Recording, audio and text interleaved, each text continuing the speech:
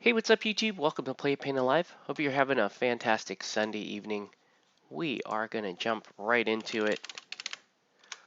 I'm going to set up my comment section, so if you're just tuning in live right now, go find yourself, or actually if you're watching on recording, I guess, go ahead and get yourself your favorite beverage or queue up whatever it is that you're going to be painting or building or reading or whatever tonight.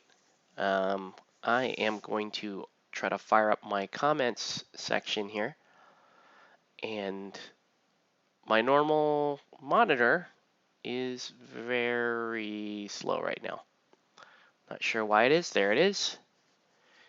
Everything else is moving pretty slowly. So just give me a minute here while I open up Creator Studio, which isn't a thing. I don't know. It's not a thing. Stupid Creator Studio. What the crud is that? Okay. Yuck. Like that's not a. It's not okay. It's not okay. I'm gonna go on a. I'm already about to go on a rant, but I should not. I should not go on a rant. Oops. I'll get okay. My rant right now is with YouTube just being bad. Yeah, this is not all Lakshmi. We can see we are going to be building some Aristeia tonight. If I can ever get around to changing the title of this, let's just call it Building and Prepping Aristeia Metal. Right. So if you wanted to learn how to prep metal minis, this is going to be a good stream for you. And because we're going to do like my least favorite activities on this, which is pinning, building and pinning. I absolutely hate building and pinning, especially Spanish miniatures. I'm calling you out, Spain. I know. Maybe this isn't the most PC thing to say, but I'm going to tell you right now, the Spanish are weird when it comes to breaking models. They make such beautiful sculpts. They really do. They have amazing, beautiful sculpts. But the way they cut the models is criminal. They need to freaking calm down and break a miniature in the appropriate manner. What I mean is, when you sculpt a miniature, it's usually, if you did it the old-fashioned way, you sculpt the whole miniature in green stuff / gray stuff, and then you physically would go through and dissect the model into its various bits so that it can be molded properly. Especially, it's especially important for 3D poses where it's not completely flat when you look down one angle. You can see here the fist on this model is out at an angle. The knee, you got a knee on that side. So it's important for stuff like that. Um, but so you have to cut the miniature up and then make your molds from the cut up version of the miniature. Problem is the Spaniards just do weird stuff, man, and I'll just show you that with some live examples right now. So I went ahead and did the base stamping. I hate flat base miniatures. I mean, bases. I like round lip bases because it's just easier to control that area there that you're going to stamp with epoxy putty. So right now we're going to build Alt Parvati, and let me show you what I'm talking about. Like, okay, right, this model has a skirt and has 2 arms forward and 2 legs. Okay, and what it did, look at this. This is the dress, the bottom piece of the dress and the 2 legs. And then you have the top part of the body here and sort of the other half of the skirt.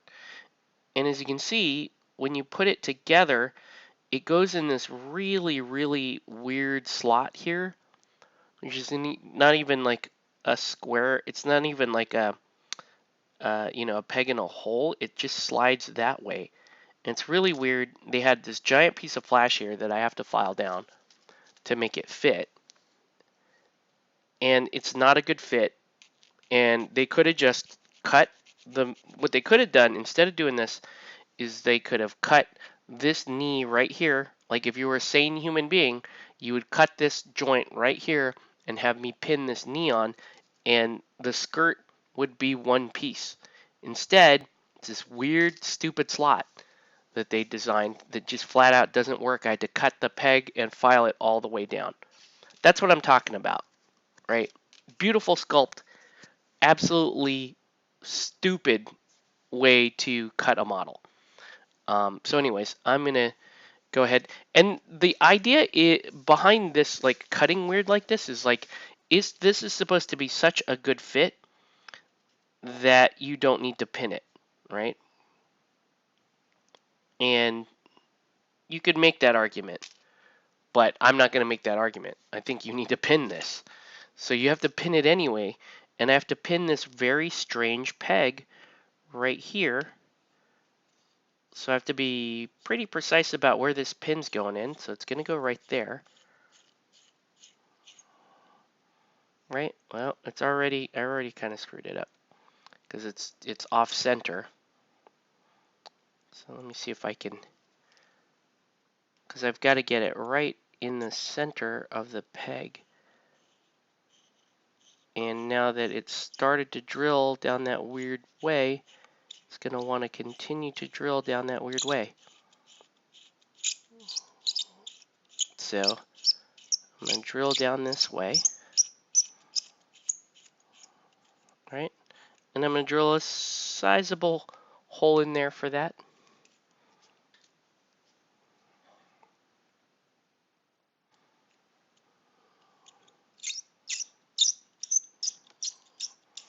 And we'll see if it works. I mean,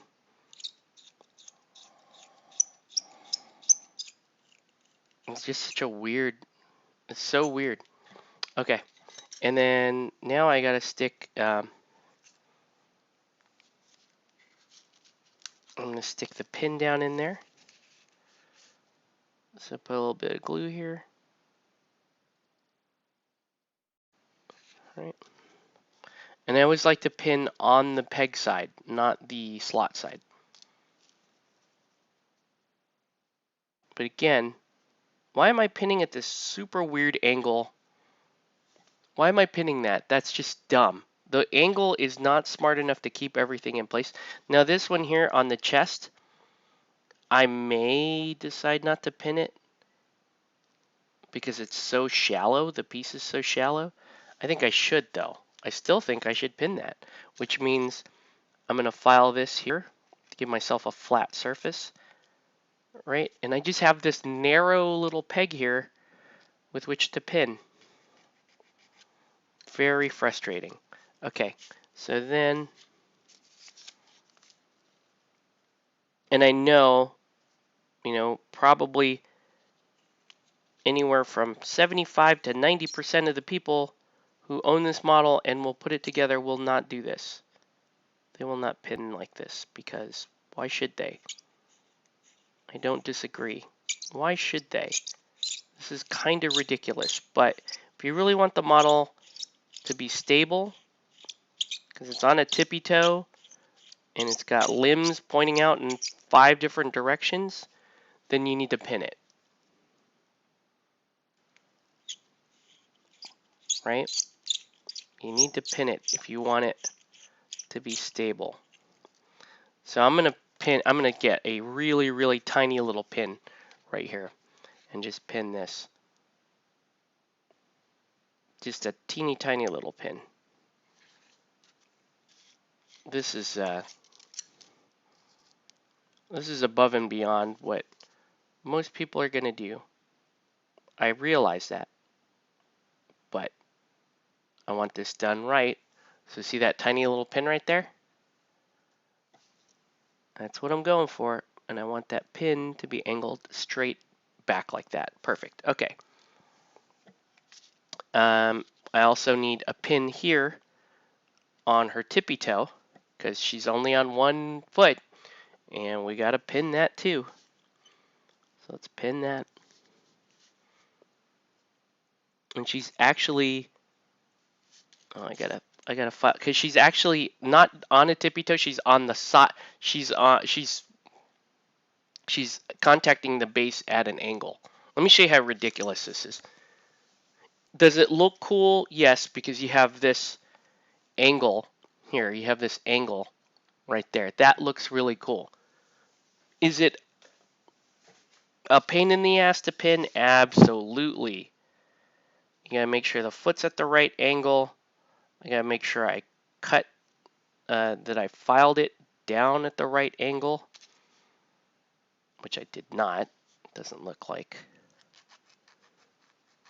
Hey, what's up, Nelson? Yeah, I know I always bitch about this. Don't take it personally. I own this model myself, so I knew what I was getting into when you asked me to do this. So it's not a big deal. I'm just showing, like, I'm trying to just help. Oh, sorry. I'm just trying to help the average person understand the challenges when you're working with strange Spanish miniature things, right? Um, and so I actually should have this pin coming in at a slight angle, so I will do that. I will purposely make this go at a very, very, very slight angle so that she keeps that really interesting angle there. So the plan is tonight I'm just going to build this model, and I'm going to build, try to get as much of Jose's stuff built as well, and then we'll start to paint. So I did something that I almost never, ever, ever do in the history of me, of my uh, commission painting career, and that is I took 2 jobs at once. I almost never, ever, ever do that, and it's because, my schedule has been weird lately. I haven't been able to meet up with people at the appropriate times, so I'm just gonna, I don't like it, but I'm gonna just do that to make sure that we get all this stuff done and we can move on to other projects. Okay, so now I got a little tiny little hole to drill right here, center of her chest. Make sure it doesn't go out the back the other side. This is a very, very narrow model. Lots of weird tiny little angles on this model, but such a great sculpt. Very great sculpt, but the people who in charge of dissecting this model need to have their heads examined because they're just not nice. All right, so each one of the wings is on a peg like this, and I believe, if I recall correctly, I believe I ended up pinning both of mine just to make sure nothing's going anywhere, right? Really, really nice clockwork fairy, we're calling her. This is the alt Parvati for Aristeia. Yeah, and I'm gonna have to cut. Ooh, I don't know. This might be. I might not be able to pin this. That peg is so narrow. My drill might just obliterate the peg. Let's see. Let's see if I can actually make a notch. It's not looking so great. Not in a hurry. Well, Jose's not in a hurry either, but I want to get this stuff done because I want to kind of take it easy around the holidays, try to find gaming opportunities. That makes sense, rather than painting. Rather try to find more opportunity to play these games and enjoy them, and then obviously all the social Christmas stuff as well.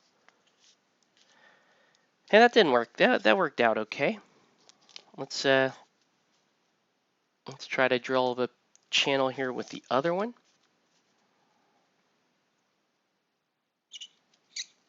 yeah, these ooh, these jobs actually should paint fairly quickly.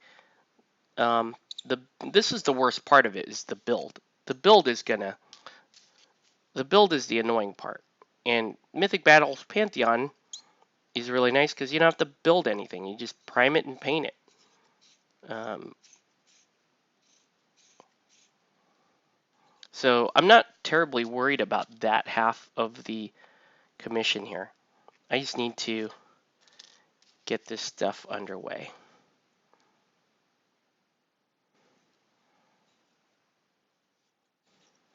But yeah, the idea is let's try to get some of this stuff done so that during the holidays I can get to gaming. Oh, geez.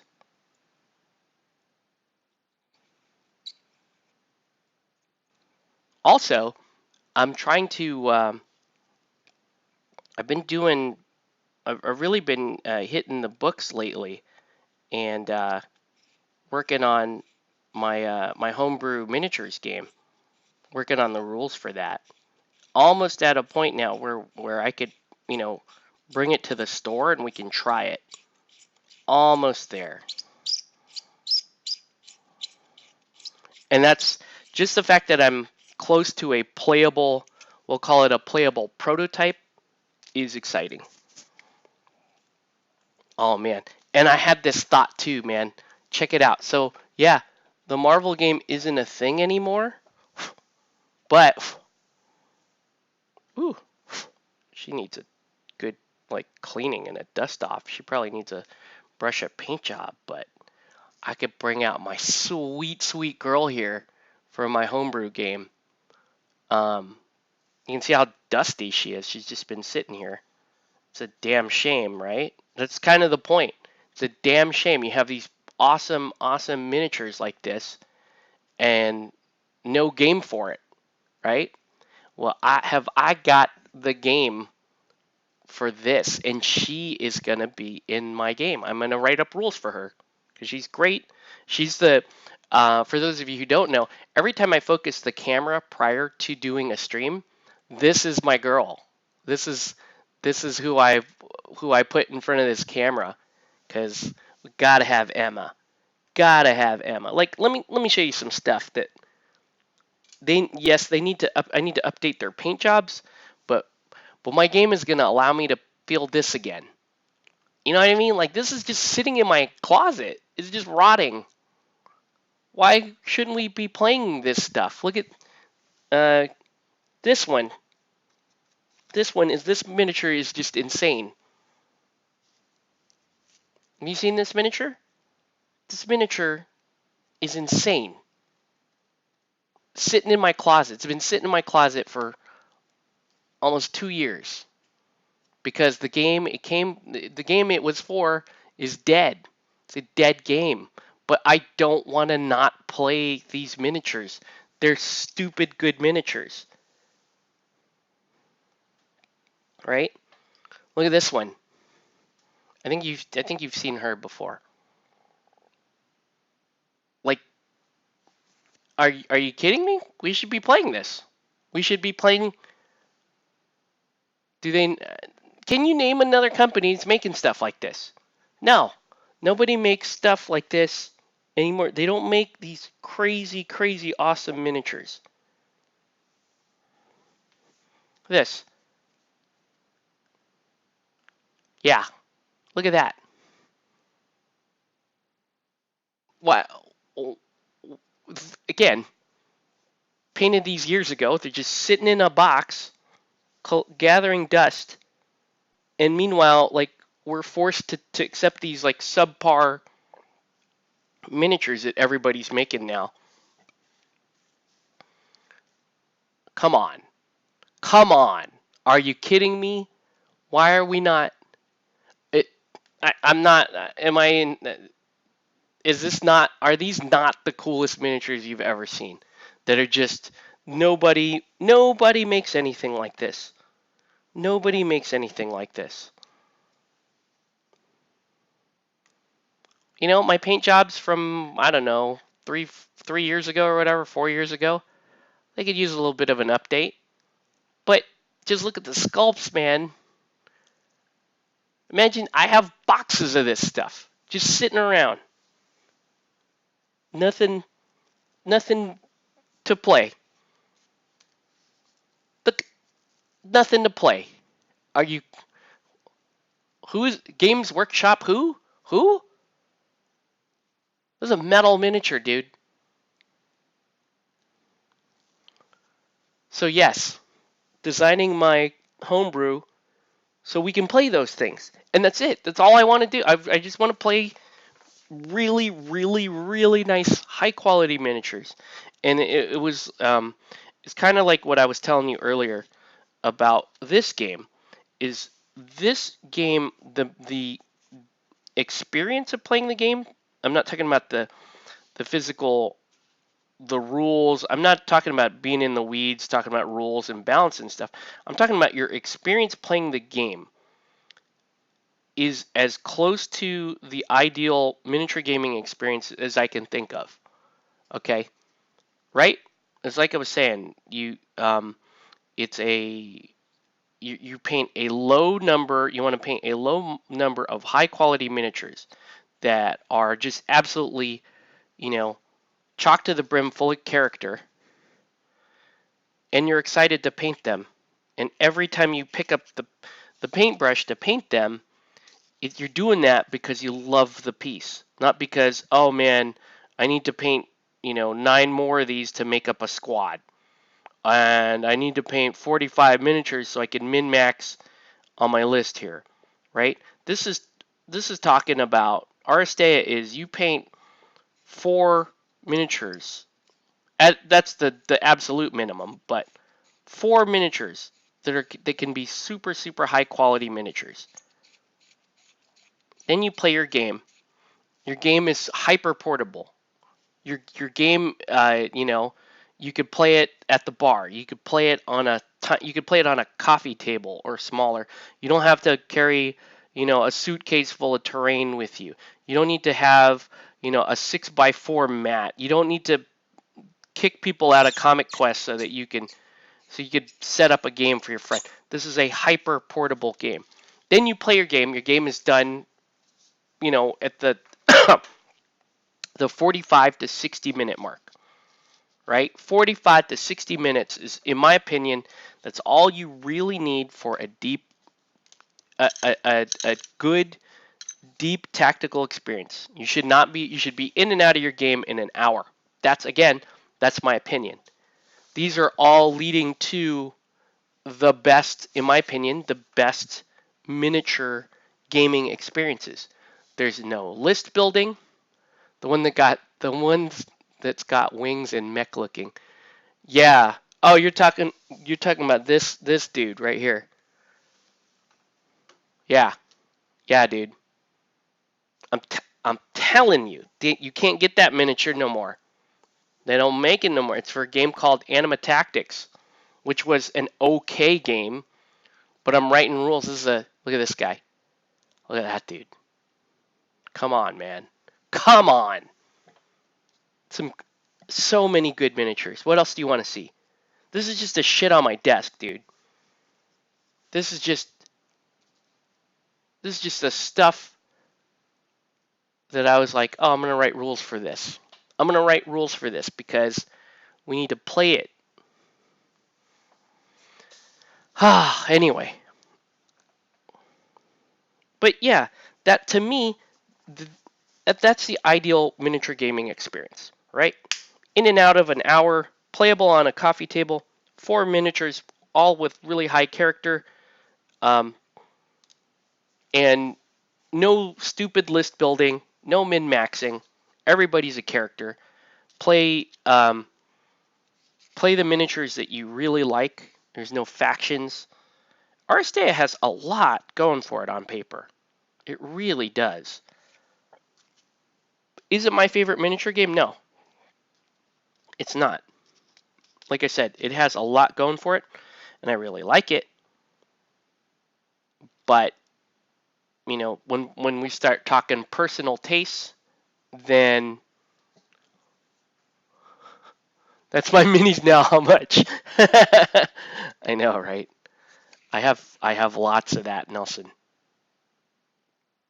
Cypher Studios was an old company back in the day. Got absorbed by Ninja Division, and they let their games die. It was heartbreaking. Um, Cypher Studios was a company that was three people in the Washington State area. It was just three people made up Cypher Studios, and uh, they had really like one guy whose main job it was to write rules, um, and the other two were just absolutely brilliant at casting miniatures.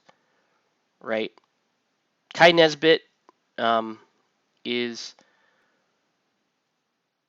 one of the, I would say, probably one of the foremost experts in casting high quality metal miniatures. Oh man, I can't get this. Did I don't think I drilled the channel properly. I'll try. Trying to get this pin to. Uh-oh, where'd the pin go? It left. Oh, there it is. Um, but yeah, they made, in my opinion, they made some of the best metal miniatures ever made. Ever made. Right? I mean, can you argue with that? That was just sampling of what they did. A sampling of what Cypher Studios was capable of, and they made some of the best miniatures ever made. Again, in my opinion, but come on, man.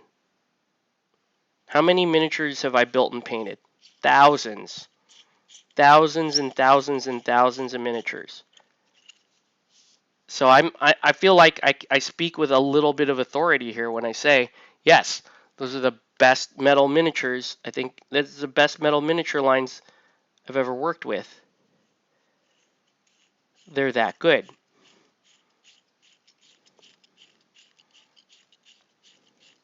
And they didn't cut their miniatures like Corvus Belli and their weird ideas. They didn't cut their miniatures like Night Models and their weird ideas, which are two of the better miniature sculpting manufacturers out today. But they have psychos that break their minis for them. They have psychos who just don't like life. I think that's going to be. But yeah, Cypher Studios, Anima Tactics. If you can find Anima Tactics online, like go to eBay and check out Anima Tactics. Like find stuff that you like because you could get it for fairly cheap, most of it.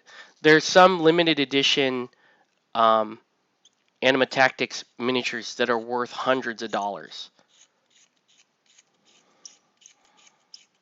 Like I have one of them.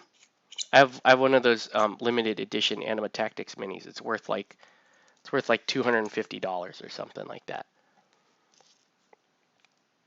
Okay. And you see how weird this is to try to. I can't even get it to.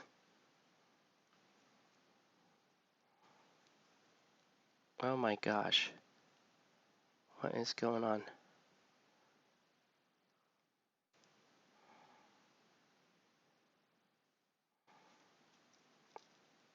See the way that pin is. What? I can't even get it to fit now.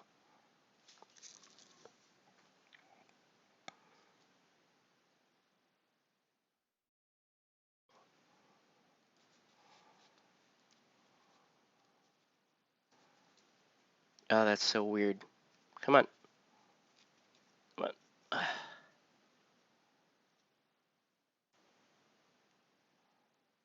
Ah.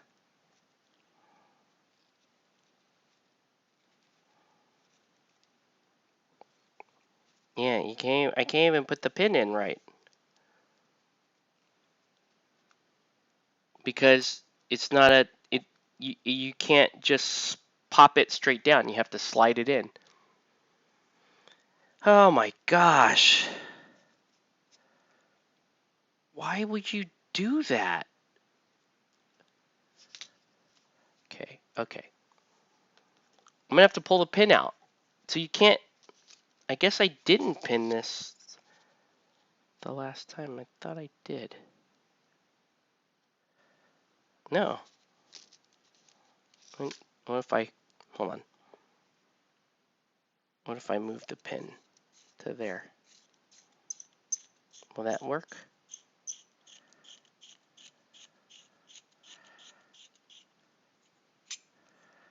I don't know if this is gonna work, but it's worth a shot.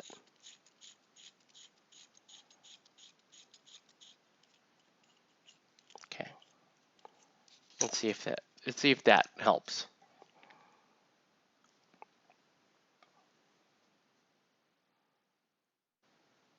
No, because even, oh my gosh.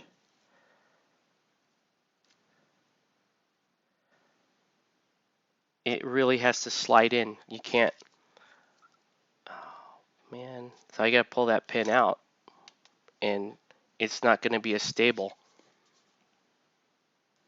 That's so annoying. I can't just pop it in there with the pin. That's how stupid this slot is. That is so stupid. Okay. Let me try one more thing.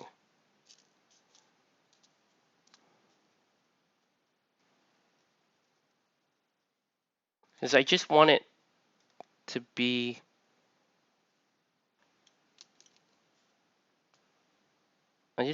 reinforced when I put it in.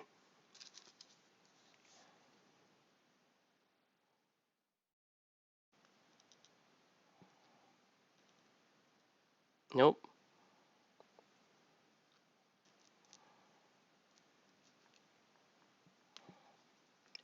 Come on. Nope. Man. So I gotta just, can't do it that way. I gotta just hold it together. That is so stupid. So I can't reinforce the pin. I just have to do this and hope that that joint holds. That is really stupid. That's that's upsetting. Let me reinforce it a little bit at least. That is really stupid. How many times do I have to say that? Yeah, not a fan of that. Corvus Belli, come on. Come on. My 10-year-old Anima Tactics models put together easier and are more stable. Okay, now I gotta put the wings on, which I hope this will actually honor the pins that I put in there, or the holes that I put in for the pins. Does it go this way or this way? I gotta look at the studio art. Okay, so the big gear, the big side of the gear goes on the outside, so it's like this. But I don't know. I drilled the holes.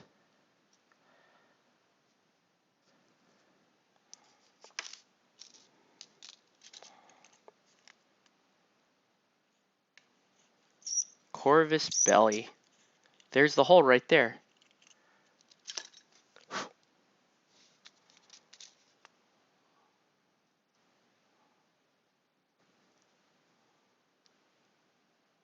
Does it not honor the hole? No, it does not. Okay. Yeah. It's just, this is what it is. I mean, we can call it out and say it's stupid because that's what it is. It's stupid.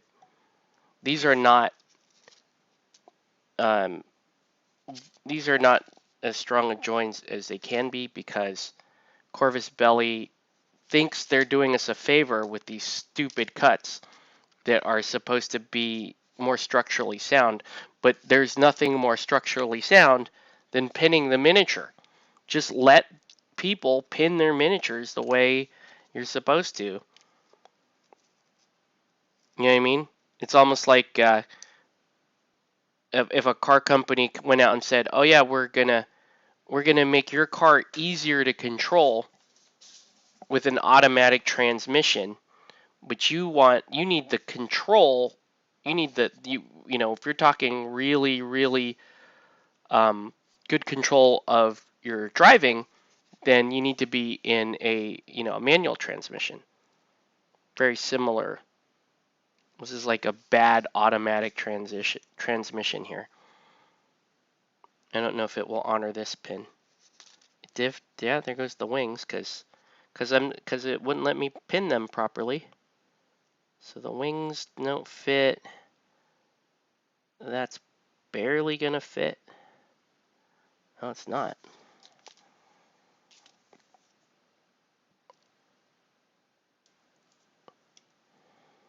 Oh my gosh. This thing is a disaster. Good old Corvus Belt. Maybe I just give up. Maybe I just no, they're not newbies. These guys have been at it for years and years and years. They're they're trying to do what they're trying to do is make these joints um, easy enough for somebody that isn't going to pin them to be able to put them together, right? And I understand why they would want to do that. But you're talking about a high quality metal miniature that's balancing on one crooked toe and has wings and tiny little guns, um, and you can't even rest the miniature properly for fear of breaking it. Like that's not okay. And like I said, the two companies that are the absolute worst at this are Corvus Belli and Knight Models, both of which are headquartered in Spain, which is why I was calling the Spaniards out earlier on making really good sculpts but being completely awful at breaking their sculpts. They just think they're doing you a solid, and they're not. Okay, I'm gonna let that dry. That was one miniature, dude. It's 8 freaking 40 right now. That was one mini. Very upsetting. Okay. Let's put together this classic Major Luna sculpt for Infinity, which is going to be smaller. You can see here, two-handed rifle hold. That's going to be annoying. And then you can see how she's sliding. She's not. She's not. Again, she's off kilter. Only 3 pieces. It's not bad. And then again with the weird cut. Look at that. What? Jeez. They just want to make. Well, the sculptor does a great job. The guy that's sculpting these and says, okay, I'm going to make it look like this and this and this, that guy does an awesome job. It's when he hands it over to his buddy, who did we called him? I think we called him Carlo or something, or Rodolfo. I forget. And that person is the one that tries to get all cute and says, instead of cutting a leg on the top of the thigh, I'm gonna cut it. I'm gonna cut the whole hip out and put this really stupid notch in the middle of it. Instead of having a clean joint where somebody could just go in and pin. That's what I'm pissed about. That's what I do not like.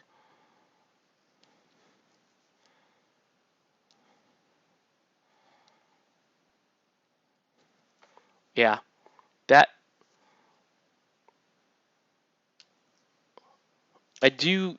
I do often include a little surcharge for night and for if you're not a regular customer of mine, I will surcharge you for night and Corvus Belly minis because of that. Because I know that they will not let me do my job. Okay, two-handed rifle hold. Look at this tiny little elbow. Oh, that's for dicks right there. Look at that. Oh my gosh. And you can't pin it. It's too small. Alright, well, whatever. Corvus Belly, right? Beautiful sculpts, guys. Keep up the good work sculpting, but fire the frickin' idiot who broke this.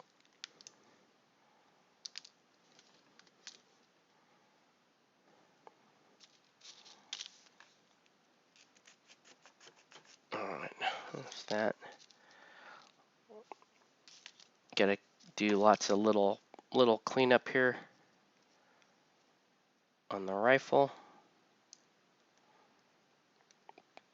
Look at I mean, excellent job casting, right? There's no holes. There's this, the flash is pretty easy to deal with. Look at that tiny little spaghetti arm. Oh my god, that's at the elbow too. What kind of psychopath did this? Oh boy. So this goes.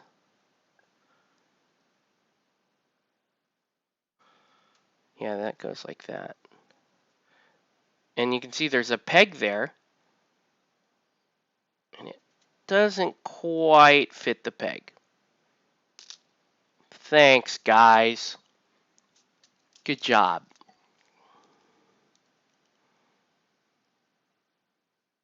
Yeah, it doesn't quite fit. I have to bend that. Okay. And I'm not pinning it because you can't pin that like a sane human being. Can't pin it.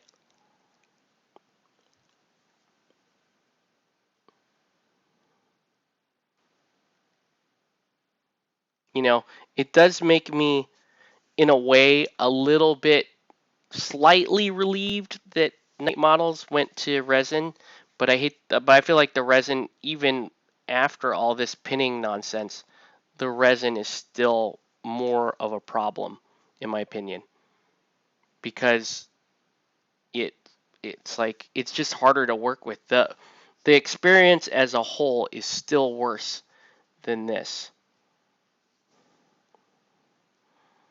I don't even know what I'm looking at here. Where does this?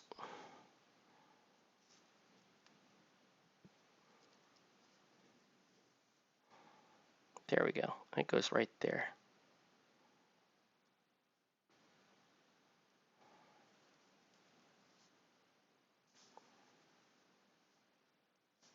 Okay. And so I got to drop the pin to the base right there. So let's do that.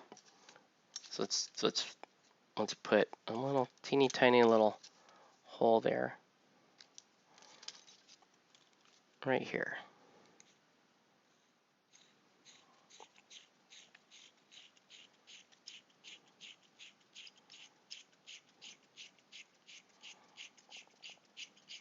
So yeah, homebrew game. I'll work on that some more this week. I don't know if you guys are interested in hearing about it. Um, I can tell you the name right now. The name I'm going with is Battleground Yokai. So yokai is a Japanese word for spirit. And in this game, you're kind of you're controlling a scion, which is like a chosen, a chosen warrior for the gods, and scions have the ability to summon yokai, which are spirits. They summon the yokai, and there are also people that are guardians of. There are also people that are trying to hunt specific scions because they believe that they, you know, for whatever reason, they may not have the best interest of our world, and then you may also have guardians who are trying to protect specific scions because they believe that scion, this scion, that scion might be, the key to saving the future, essentially. So that's kind of the generic idea. But like I said, the game, it's designed to be a very fast, very tactical game. It plays on a 2x2 area, so 2 foot by 2 foot. 4 models per side. It's actually 3 models. You have a scion and 2 supporting models, which are, generally going to be a guardian or a hunter, and there's other classes as well. And then you have a pool of yokai, right? So at the beginning of the game, you get a bunch of larger models like robots, monsters, that kind of thing to be the yokai. And your job, the job of your crew, the crew that you're playing with the Scion, their job is to try to bring those yokai into play. Okay, let's build this Hippolyta miniature. Okay, and I'm kind of giving up on the pin everything thing. All right. So this miniature is in 1, 2, 3, 4, 5 pieces. And let's see what can be pinned and what cannot. Look, what is that? Why is there a cloak with just part of a backpack? Why couldn't you have? I don't understand. Okay, well, we'll try to put this together. So let me clean it first. Clip all the. Ooh, this one, they did not do the best job with the flash on this one. The smooth cloak has a lot of issues with it. In fact, I can feel it's kind of got an oily residue to it. So I am going to give it a quick rinse down with a little bit of water. I'm going to give it a quick clean because that thing is going to bounce paint right off of it. It's going to look gross.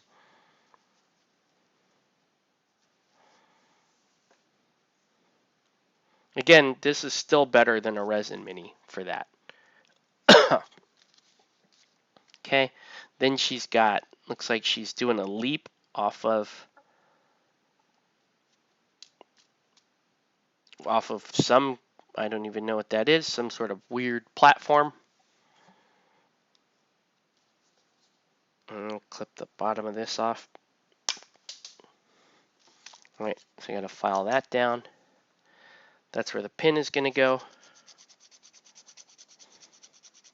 I'm telling you, I'm done trying to be like good and pin these things because they cut so many weird slots in them.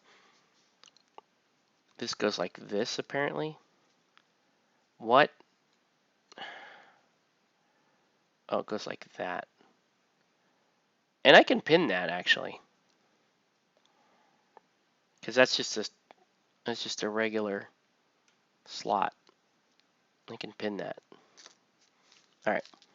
Then you got a sword here.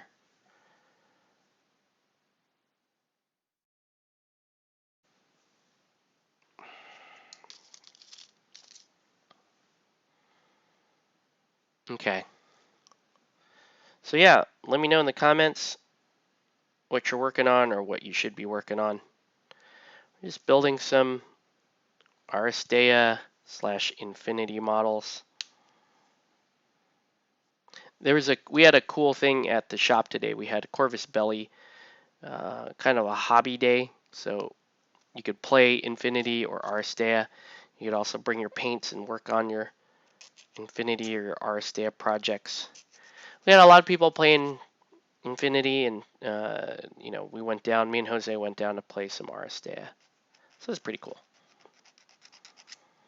Okay, these actually follow a little bit more standard slot cuts here. So maybe they handed this off to the sane person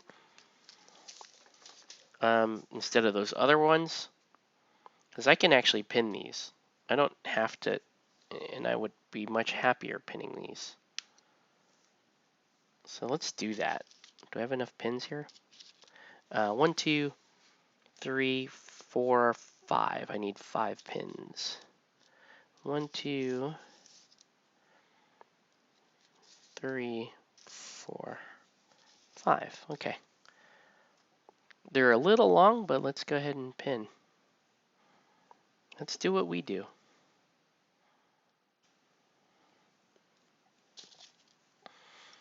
Yeah, because look at this. This just goes in like this. Wait.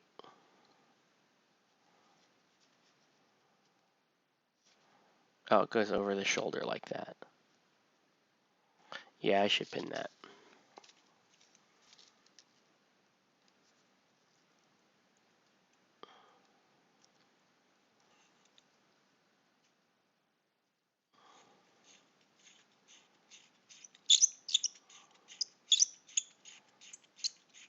Let me know if you have any questions or comments, threats.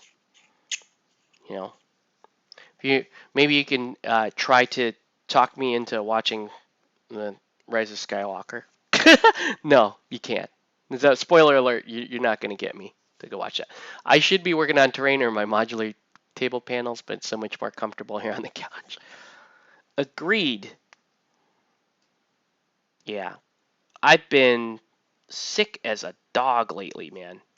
And I've been having like vertigo too, which is super bad. So like I had a couple of like bad vertigo attacks um, this past weekend. No, this weekend and the weekend before. And it's really affected my ability to hobby. So trying to take it easy and then also trying to maintain my schedule of commission painting. So we'll get there though, right? I need this illness to stop so I can get back down into it.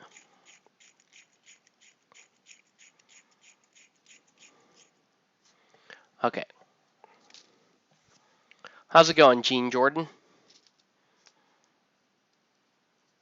Okay, so we got that. Got that drilled. Can I get this one drilled? I did. Did I get this one drilled? Let's see how this one goes.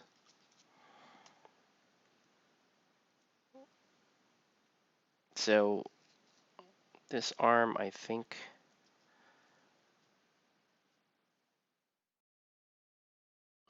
It's just weird. Oh, it goes like that. So it's coming across that way. It's actually a pretty good fit too. So I'll pin that in. Whoa.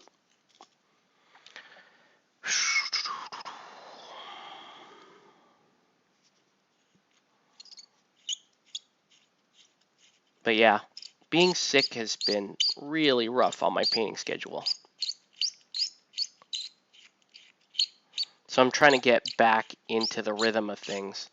But it may be a little early to expect my normal production output, my normal output here because of the illness and especially because of the vertigo. I gotta figure out what's going on there with the vertigo. That's no fun. Getting that dizzy is not fun.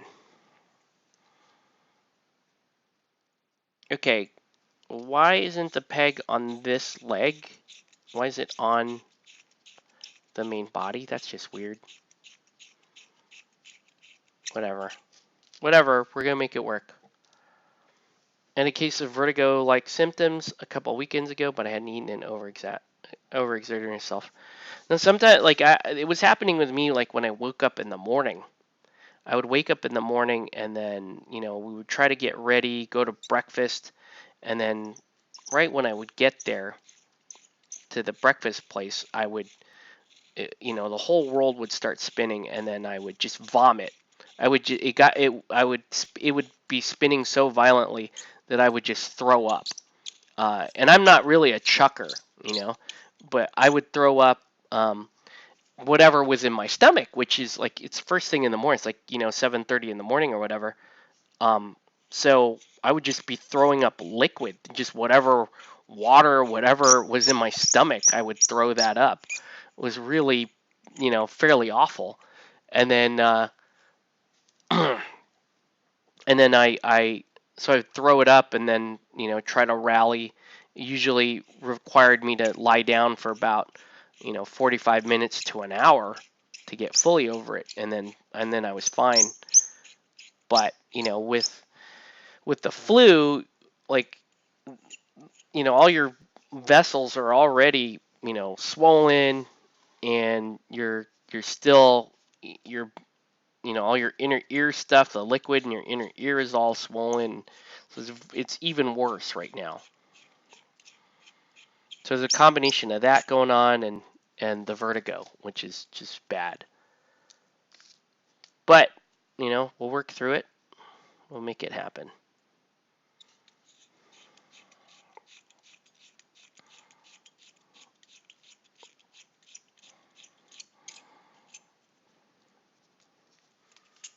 Registering for Adepticon, that's nice. What do you plan on doing at Adepticon? You playing games? You painting? You in competitions? I am curious to know, sir. As someone who has never gone to Adepticon.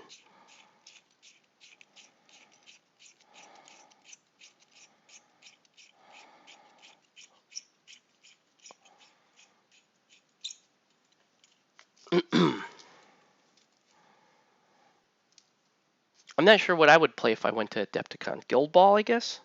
Probably play Guild Ball. I could see myself playing Aristeia though too, because it's such a fast game. Why not?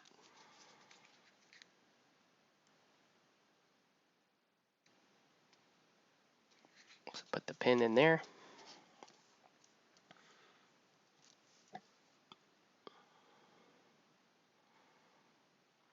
Yeah, I'm not sure what I would play in Adepticon. I'd want to play in something. Guild Ball team tournament would be interesting. Some kind of team tournament would be fun. Like if I could get somebody to go with me and play in a team tournament. Could play Malifaux. Um, could play Guild Ball, but you need 3-man teams for Guild Ball. Just a lot of stuff I would be interested in doing. I don't think I would do like painting classes personally. Like I'm sure I could learn a lot, but if I'm only going to Adepticon and I know I'm not going to be back for a while, it might make more sense for me to do something else.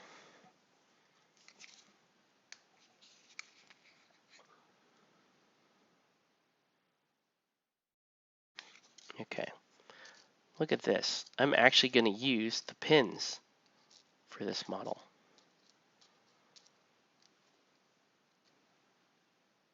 Well, I don't want to jinx myself. Maybe I get frustrated and I clip the pins. You never know. And this guy,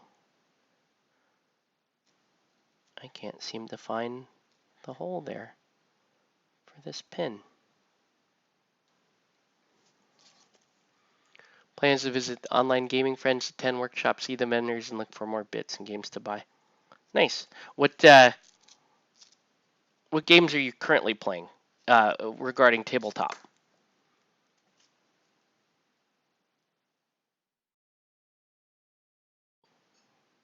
Oh man, yeah, I just didn't drill that one deep enough. So I think I will actually skip the pin in this particular case. I'll skip that one, but I'll put the pin in this one because this is a fairly important one to have pinned. An airbrushing workshop, nice. You know who's teaching that?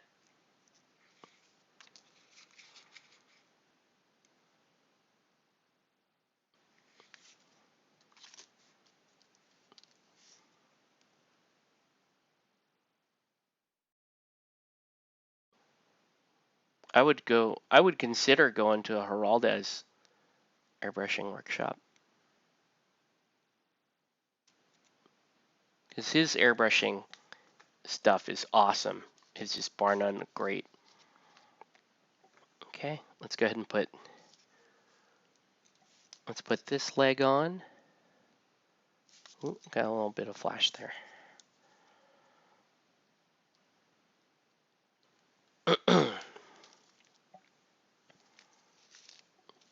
Right? I would go, yeah, would definitely want to go like to Geraldes airbrushing workshop. That would be great.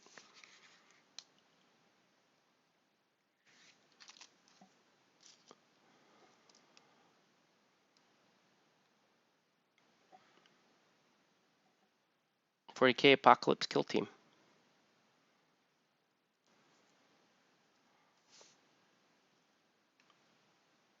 Ooh, how come that's not fitting? What? I drilled the hole there. Should be fine. Yeah, plenty of room.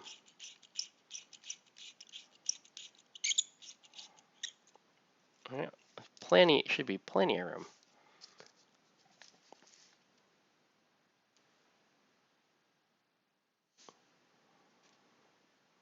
Well, that's cool. There's obviously that's a huge portion of the miniature gaming community. It's the GW stuff. Oh man, why won't you stay? Why won't you stay?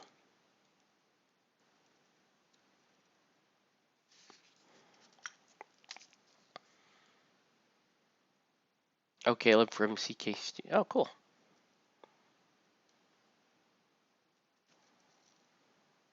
Oh, Jeebus.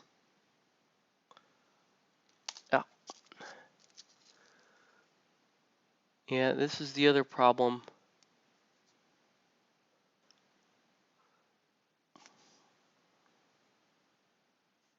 That's going like that. That's going like this. Let's trim. Sometimes we just get a little too ambitious with these poses. I mean, you just need to even with the pin, it's not that does not want to stay. That's because the peg is gigantic. Hold on. Let me try to modify that a little bit so that it will fit properly. What I use for pitting material, I use musical wire. 0.15 musical wire. And you just get a big ol' spool of it. And, you know, it lasts for basically forever.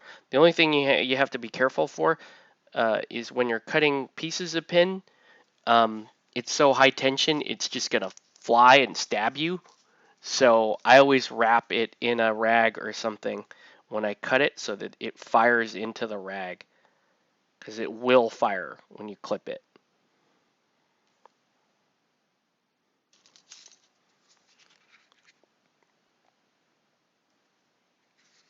Okay. I forgot to put the pin in the back, which is really the main piece that requires the pin.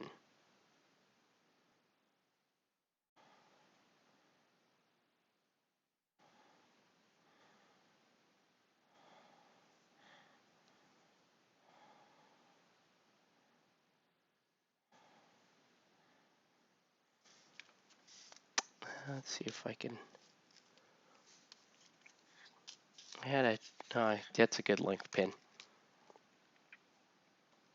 I used to use paper clips. Paper clips are still fine, but you know, for your Corvus Belly stuff, as you can see, is a lot more dainty. So you need a more smaller option.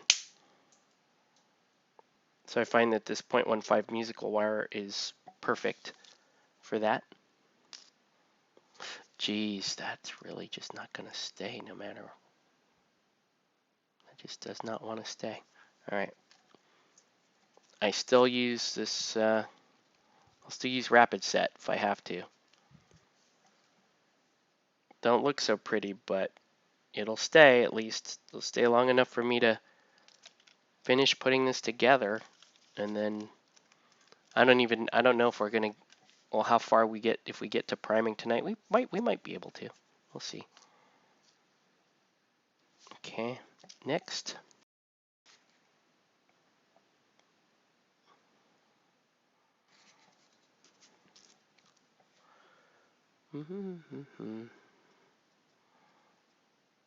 So once again, really cool pose, but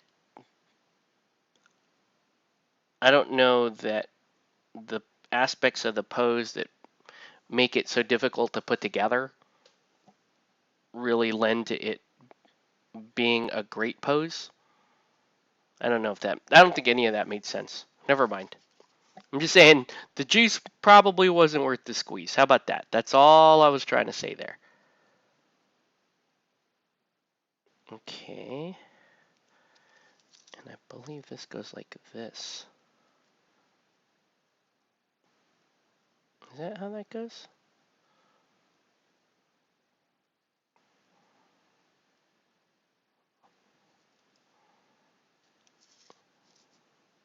Trying to figure this out. Yeah, I'm just using Loctite Ultra Control Gel. It's one of my favorite CA glues to use.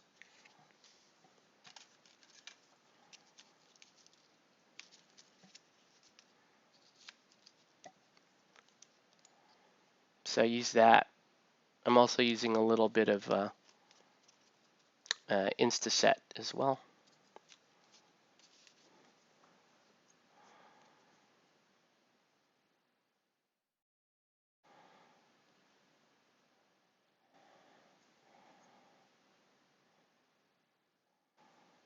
Oh man, that is so weird. That is a really weird way to do the cloak. But okay.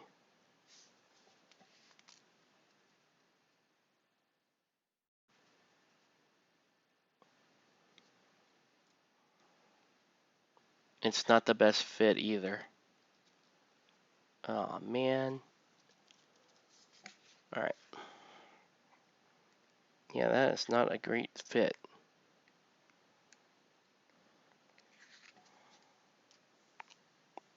Very frustrating build. As is a lot of the Corvus Belly stuff. Again, because they can't cut the model right. That's just odd. That can't be right. It looks like I'm bending. It looks like I've bent this. Oh, hold on. Is that right?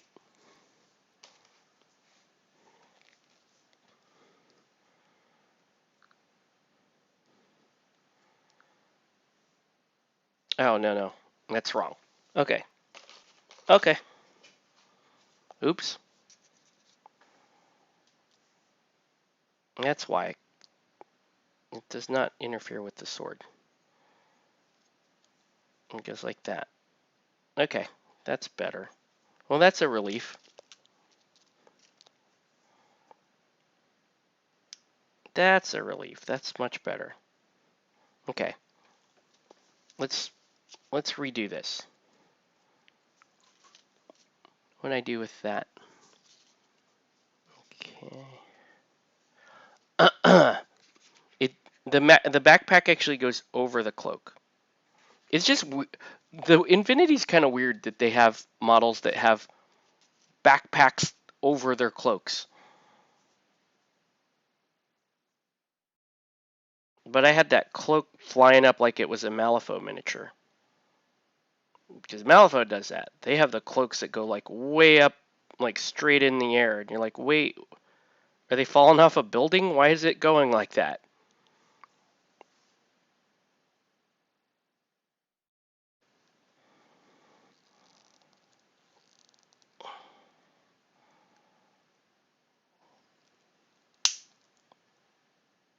Okay.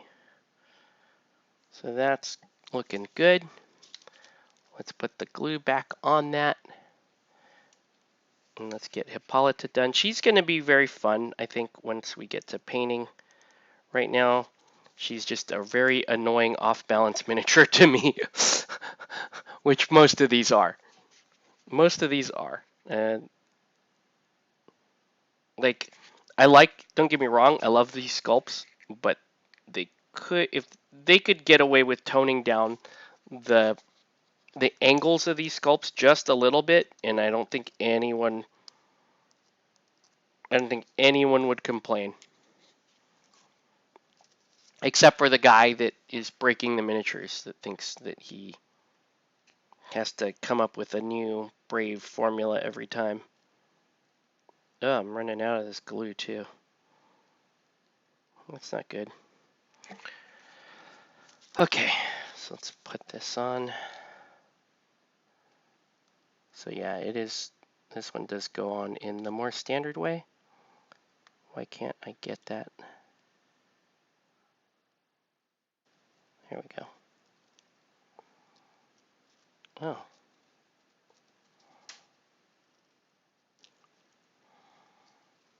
Nope. Oh. Okay, don't break that joint there. Ooh. Why is that so difficult? Why did that become so difficult? That was weird. Oh. Because there was still Instaset there.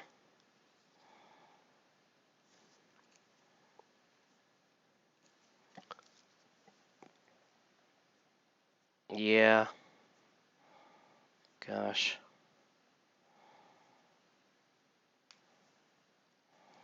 Oops. Okay. Let's just glue this. Let's just do what we do.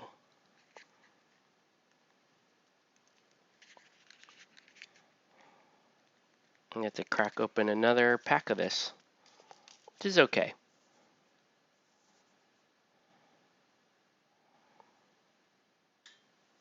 Let's let that rest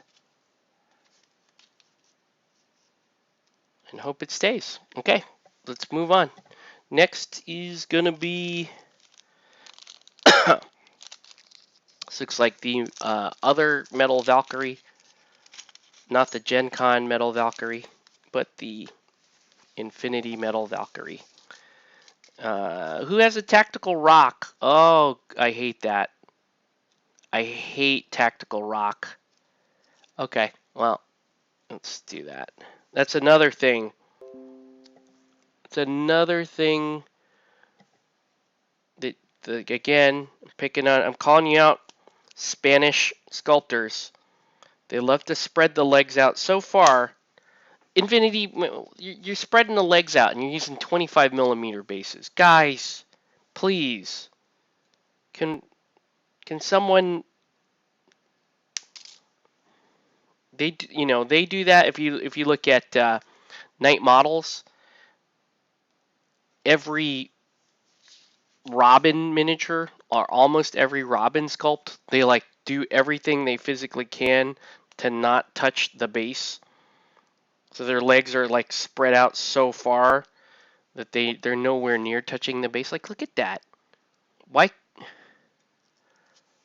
Whatever.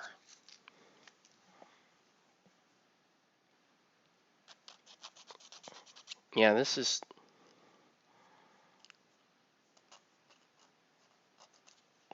And it's not even, that's not even tactical rock. It's just tactical ground right there, so that you don't have to, so that they could get the angle on that leg without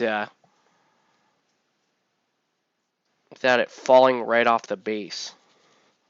But now it's gonna look dumb. You have to paint off of, this part will be on the base and this part will touch the base, and that will, you have this weird just section hanging off the base.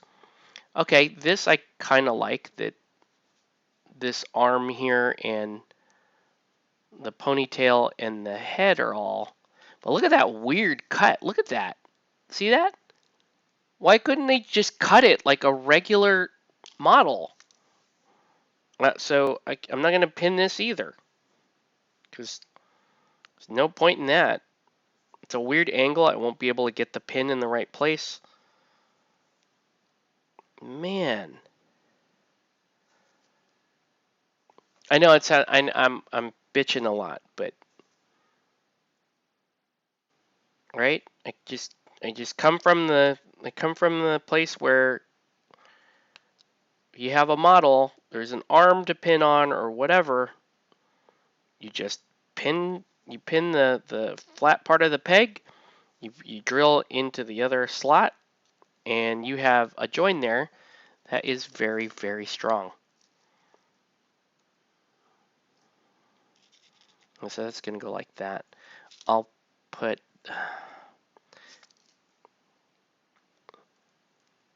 can I not even pin? I can pin there. I can pin there. Okay.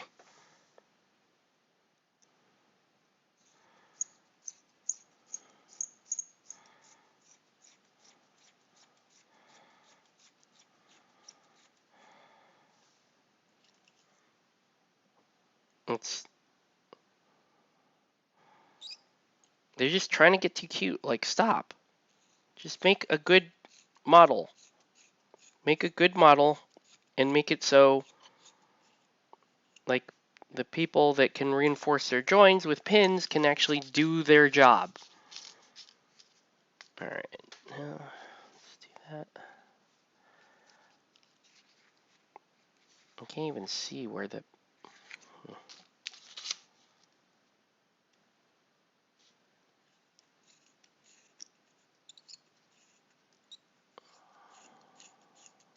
It's wrong.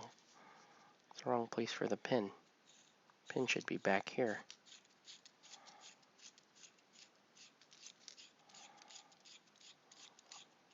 That's a little forward. Whatever.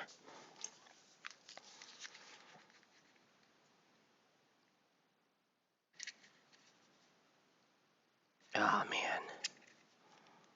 Guys. Okay.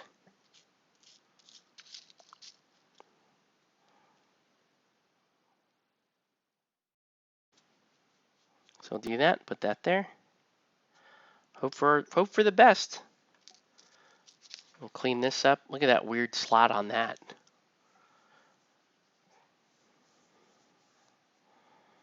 But yeah, it's time, man. It's getting a little old dealing with their weird cuts.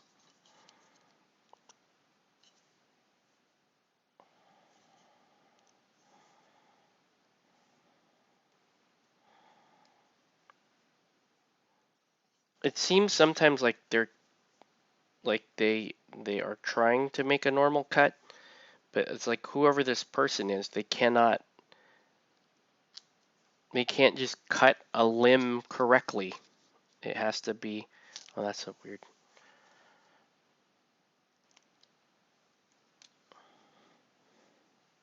Right? It's got to be, this has got to be at an angle or else it doesn't count.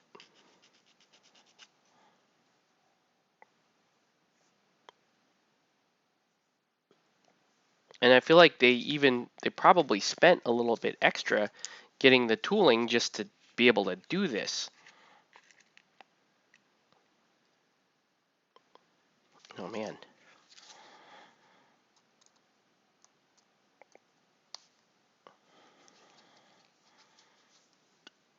Just so odd.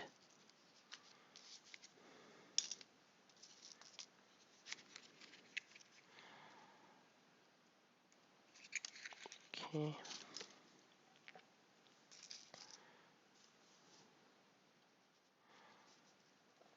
And I believe this arm is going back like this.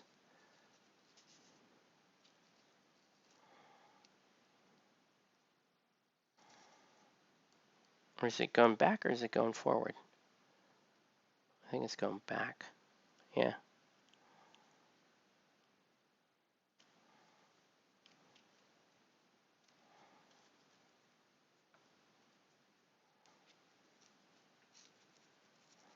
All right, I'll hold that in place for a minute. Yep. Good old Corvus belly.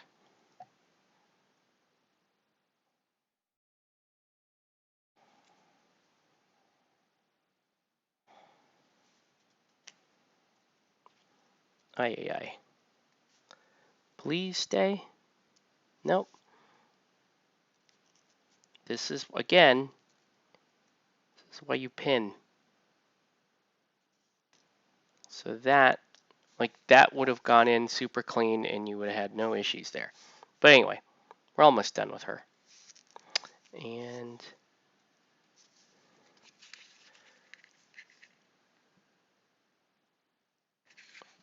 right.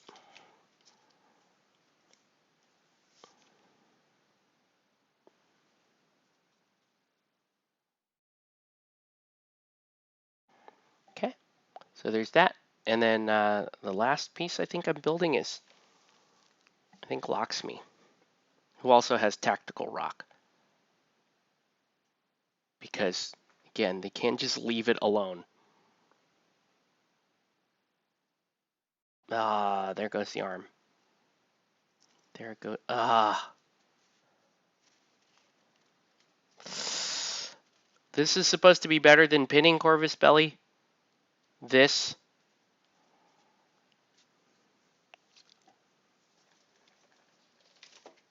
It's not. Okay. A pin joint would have just fit. This is asinine. Trying to do this. Okay. There we go. There's her. Best of luck. Let's go to Locksme. It's a pretty 2D sculpt, but let's see what they did. And then we could finally get to putting these guys on the bases and then queuing them up to get ready to prime. All right. So part of the leg, there's your tactical rock. Part of the leg goes here. It's only 2 pieces. That's the good news. Let me get all this flash off. So to get the flash off, I'm using my clippers and I'm using a hobby knife.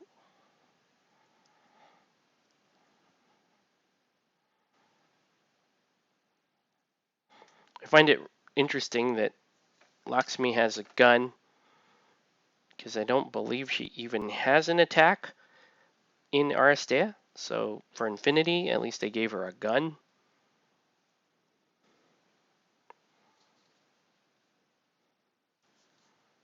Oh man, this is just weird. All right, so the pin is gonna go there on her foot. Having flashbacks to the last Metal Minis, I had this. Like I said, these are fantastic minis. It's gonna be great when we paint them. I just wish they cut. Like I said, never mind. We've been talking about that for like the last hour. So at this point, I'm just gonna pin feet. I'm just gonna pin feet through bases, and that's it. The rest of this is just gonna be good old-fashioned glue and prayer, like the old days.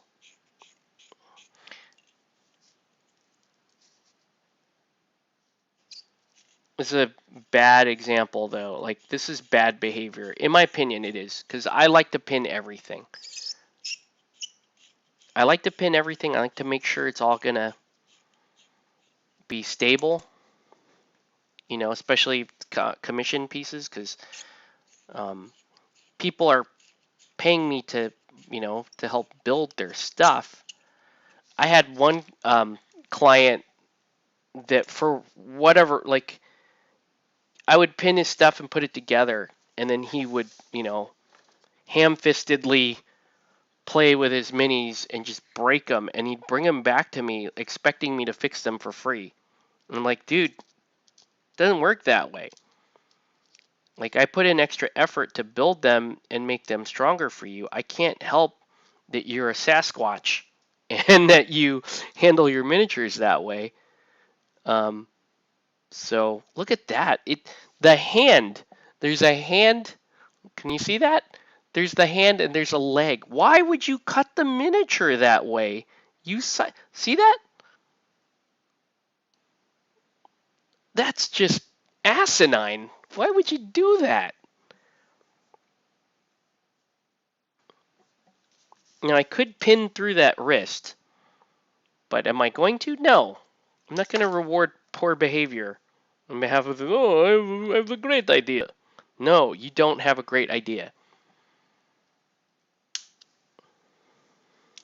And there's not even a point to having her on this other than just so you get a little knee bend there. But it's dumb. And again, what you could have done is this could have been here, and I could have just pinned it straight down onto this stupid square barrel if I really, really needed her posing on top of a trash can. It's a sci-fi trash can, but look, it doesn't fit right. It's not even, there we go. Okay. Okay. It's just crazy. Okay.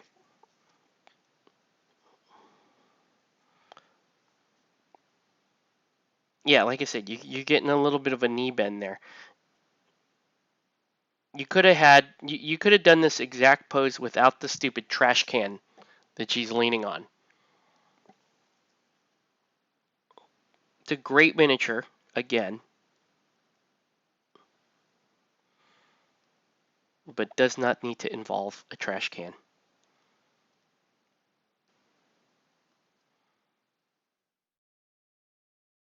And yes, it does not. It's not the most secure fit there because there's no they don't lock together there. What? Why? Okay. I'll let you do your thing.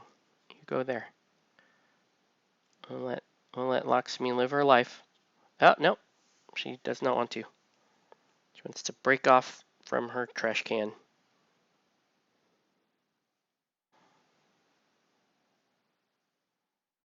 Yeah, it doesn't even fit.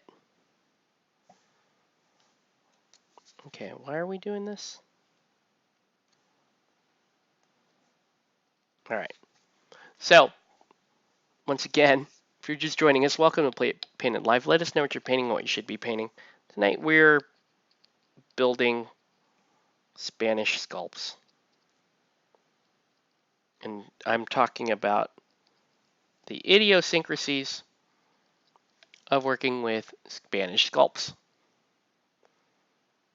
particularly from Corvus Belli, but also everything I'm saying here is also applicable to night models. So take your pick, because they seem to be doing the same thing. Look at that crust, the Instaset crusted there. I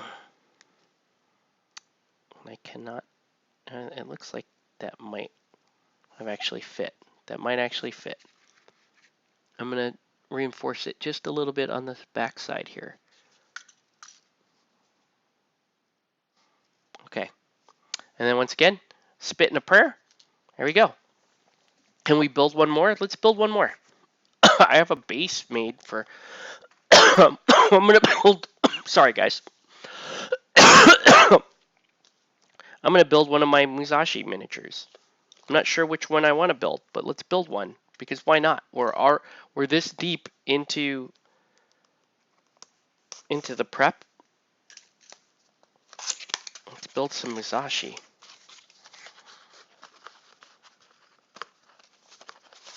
I'm going to base it on how I like the head in the sculpt. So these are the Infinity models. Let's look at them. See which one we like. There's the one with the rice hat, who's cool. And then there's the other one, which is just kind of a dope sculpt. So this is the rice hat. I don't know. It's a cool hat. Oh, this one does have... Oh, no. That's the head for the other model. So wait, either one can be... You can... Or is it the same? I like, personally, not the rice hat. What do you guys think? Should I... I'm only going to build one. Rice hat or not rice hat?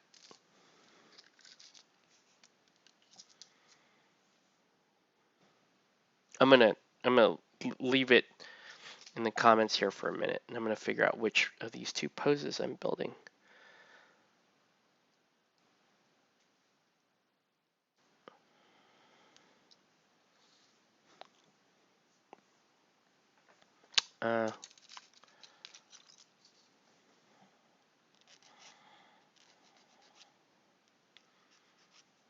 The advantage of doing the rice hat is that it is definitely a different sculpt than the Aristeia sculpt. And the rice hat is kind of cool, but I also just like the regular. I also just like the regular head too. You'll take rice hat if you don't want. Let me look at the sculpts. Like the rice hat is immediately interesting, but I don't know that it's I don't know that I like it more.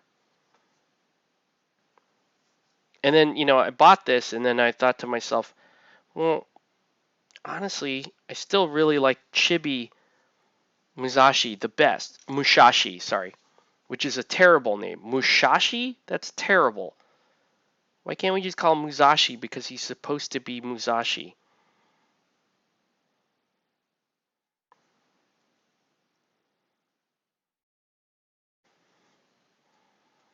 Trying to clean the blade. What's up, Matt?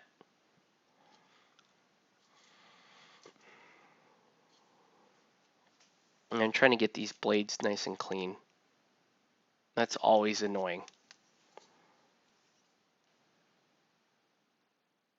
The worst is when, it's like hard plastic malifaux and you're trying to clean the blade and you scrape the blade and it basically just leaves this giant gouge.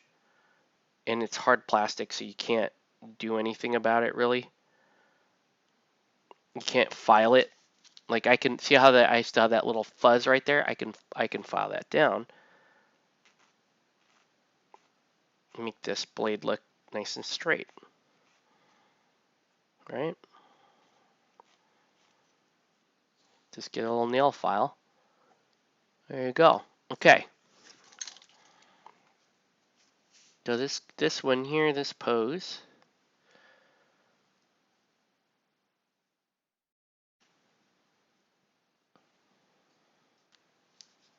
I gotta cut. Oh, my cat just came in. What? Stop talking to me. You just be quiet. No. Hold on. What? Leave. No.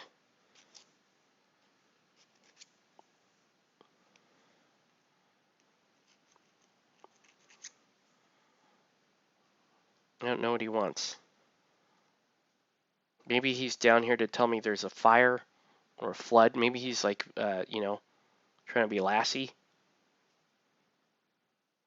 But because he's a cat, I'm not going to give him dog level respect. What's the matter, Lassie? I'm not going to do that. I'm going to be like, you're just a dumb cat asking me for food. Because that's probably what he's asking me for.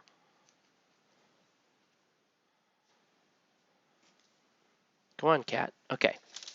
Hold on. Still doing some cleanup here.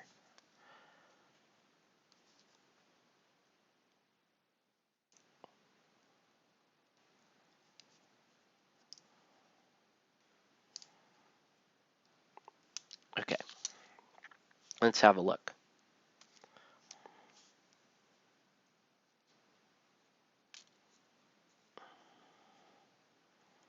What? Okay, so this looks like the sword is going that way. He has one sword going that way. Oh no. Oh yeah. And then here's the other sword. This sword's going across the front, it looks like. Yeah. It's kind of across the front and down.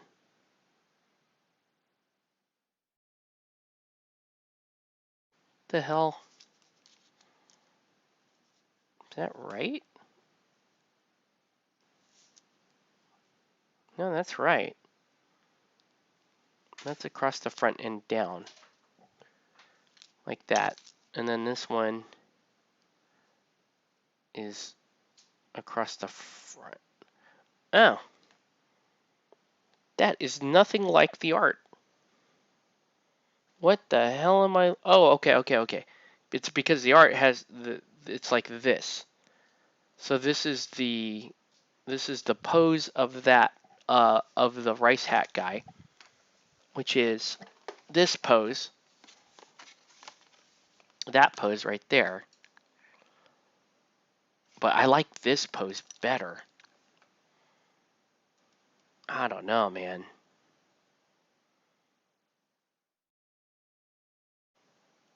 That is pretty dope though. Rice hat is pretty dope. Let's put together Rice hat and see if we like him. Just do that. And if I don't like him, Matt, I'll sell him to you. And I'll make that decision before I stick him on the base, okay?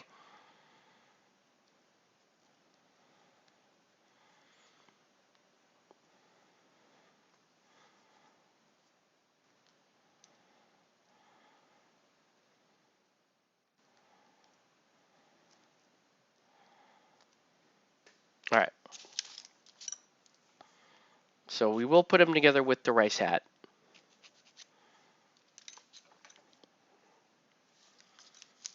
I don't think he needs, I don't think the head needs pinning. That's the good news. So I can just immediately put the head on.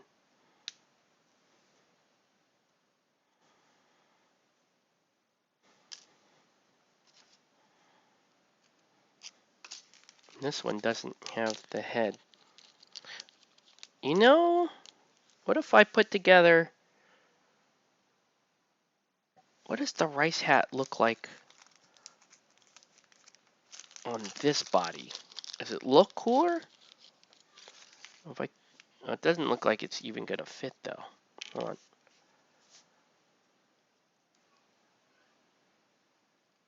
Yeah, it's totally not gonna fit. It's, oh no, it is gonna fit. He's just looking the other way.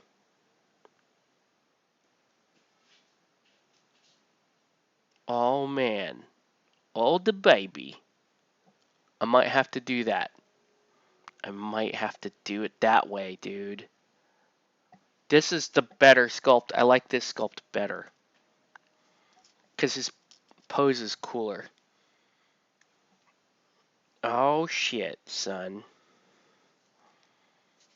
That or this.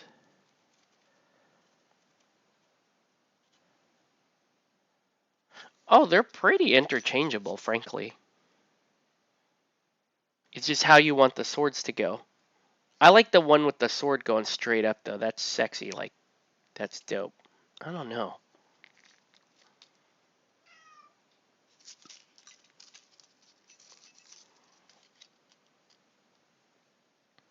Yeah. Okay, nee, we're going with that one. We're going with that one. And then I just need to give him a sheath like that. Yeah, I'll give you this other one, Matt. You can have this guy. The sword, you get the one with the sword going straight up, which is pretty sick. And I will have the rice hat guy. Whoops, did I put 3 arms in there? I did. Oops, hold on.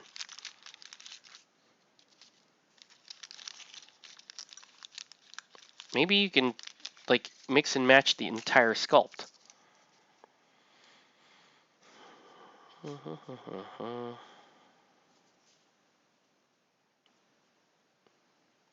No, this is,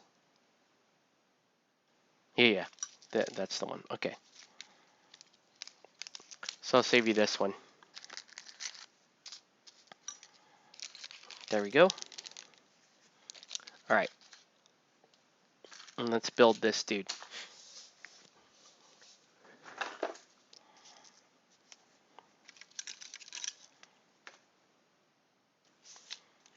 You just want the metal minis. Yup. I do not like the regular metal Musashi sculpt. I love my chibi sculpt. Love my chibi sculpt. Okay. How many pins do I need for this guy? 1, 2, 3, 4, 5 pins. Assuming, is there a good way to pin this? And where does it go? There is not a good way to pin this. But I'm going to try anyway. Because I'm still a firm believer in pinning. I'm psycho. I gotta close this door real quick. Talk amongst yourselves. You can let me know if I'm going with the right Musashi, rice hat Musashi. I think I am going with the right Musashi because then I have rice. I have my Musashi lineup is going to be very different looking. I have regular Musashi and I have rice hat Musashi and I have chibi Musashi. So that will be good. So there, where did my musical wire go? I don't think I can get 5 pins out of this, but I'll cut it nonetheless.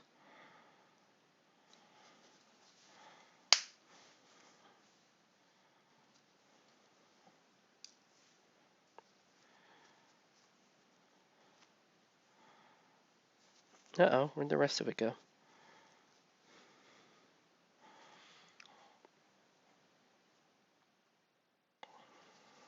I don't think I can get 5 pins out of this. I'm going to have to pull some more wire. Let me go do that real quick.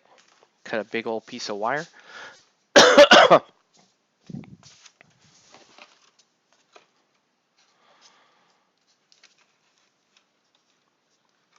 Ooh.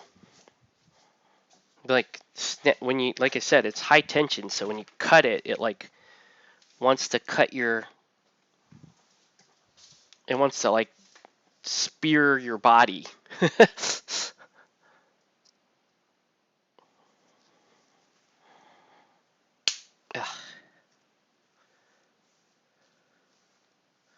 What?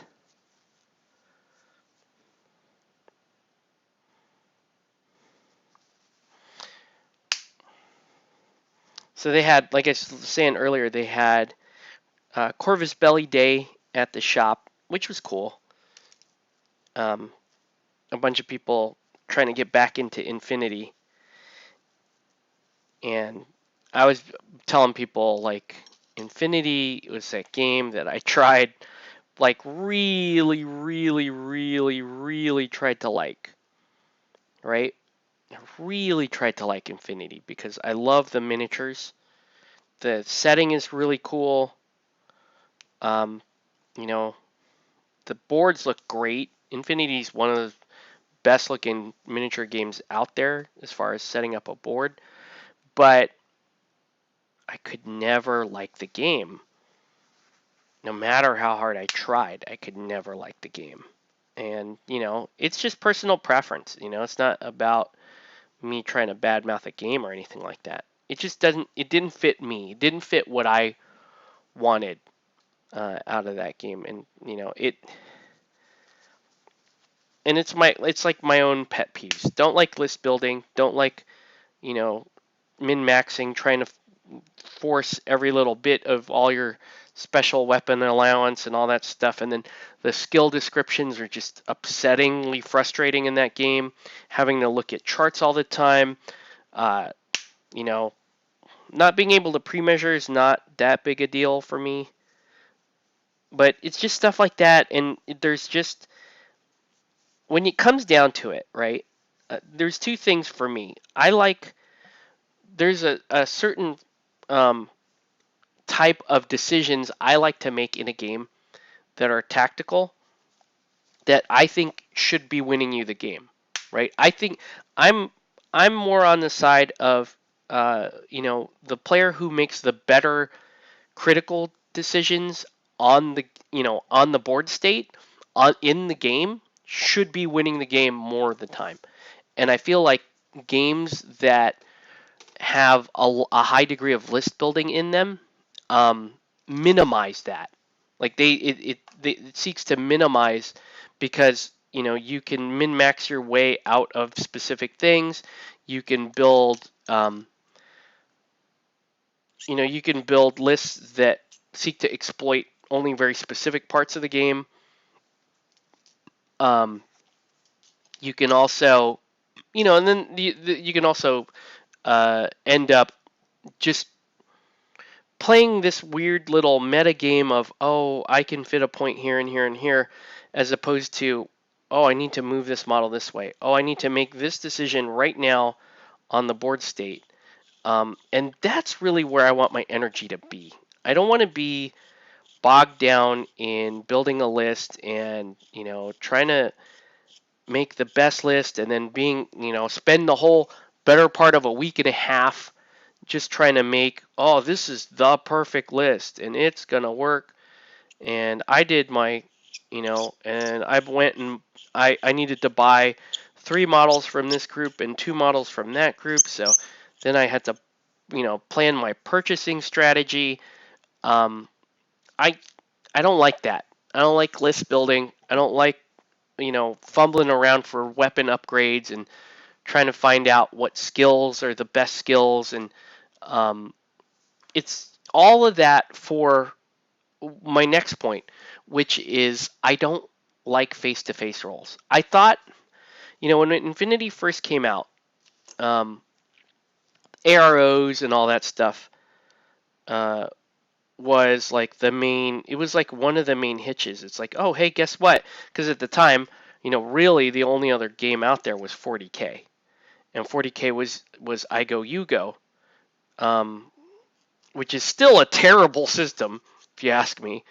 Um, and so they were like, so Infinity was like, well, yes, it's still I Go You Go, but you can react to it's like the 40K equivalent of always being on Overwatch, you know. And you're like, okay, that gives the defending player some agency. It makes it feel like both players are playing. And then when you shoot, you have face-to-face rolls. Uh, and I hate face-to-face rolls. The reason why I hate face-to-face rolls is it doubles the randomness. It effectively doubles the randomness of success and failure in games, and it causes games to swing wildly, you know, in the favor of one player versus the other. So that's my other major hitch with Infinity. Now Aristeia has face-to-face rolls as well. I also do not like face-to-face rolls in Aristeia.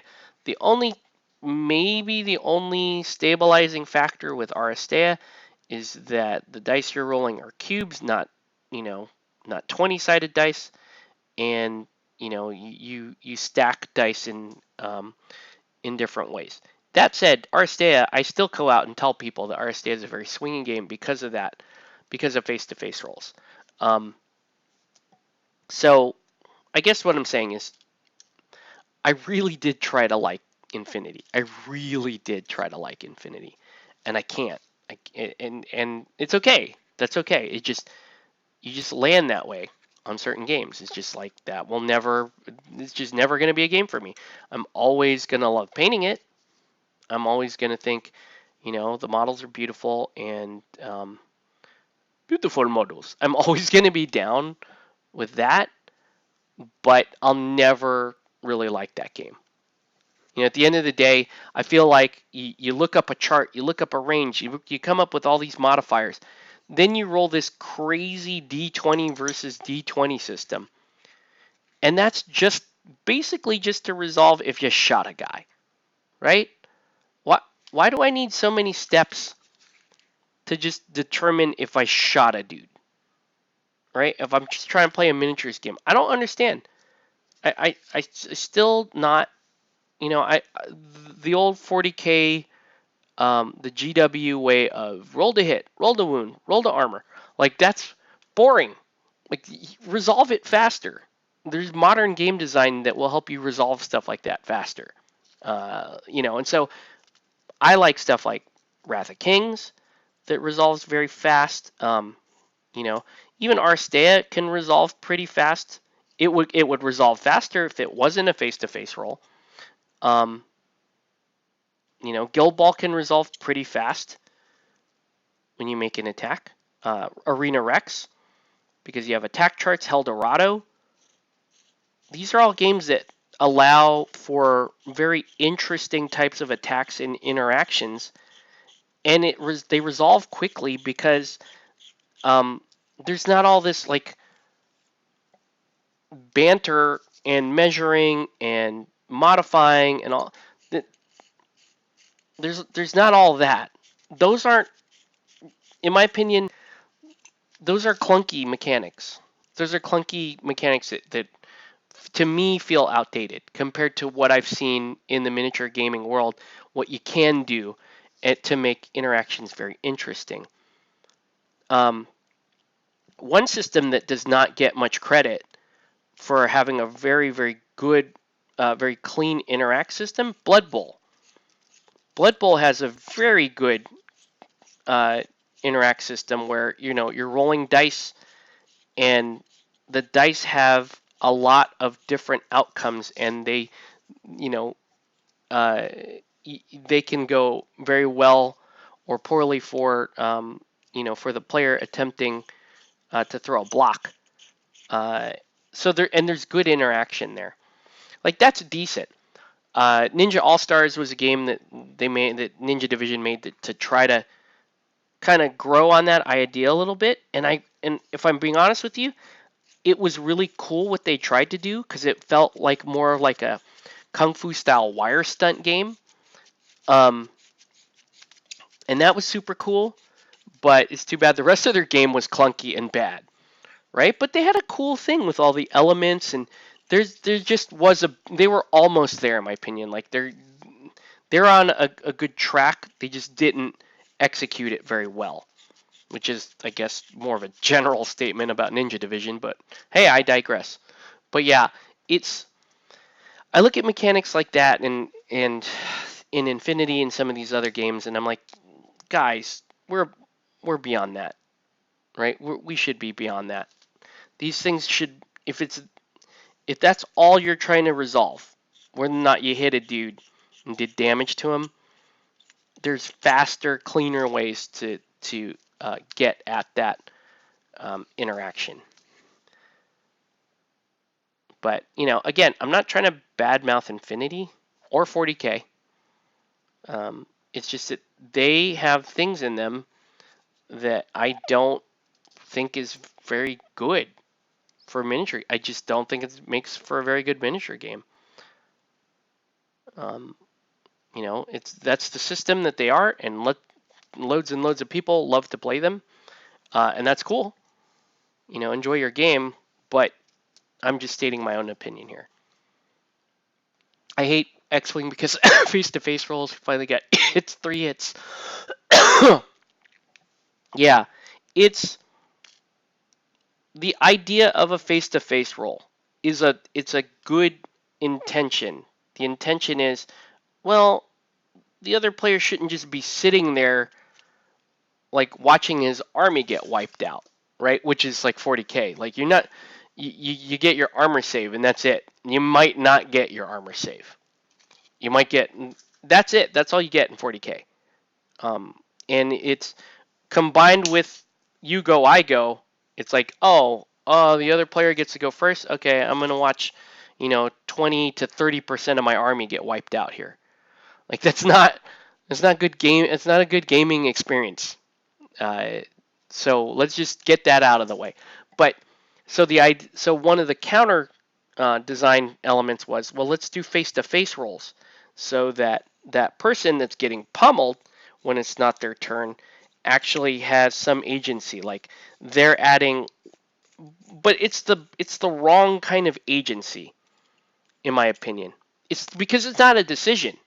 You're getting agency in a role, but you're not making any decisions. You're just like, oh, please don't hit me. That's all you're trying to do. In the case of Infinity, it's an ARO. It's like, okay, well, I get to shoot at you, and then you shoot at me, that kind of thing.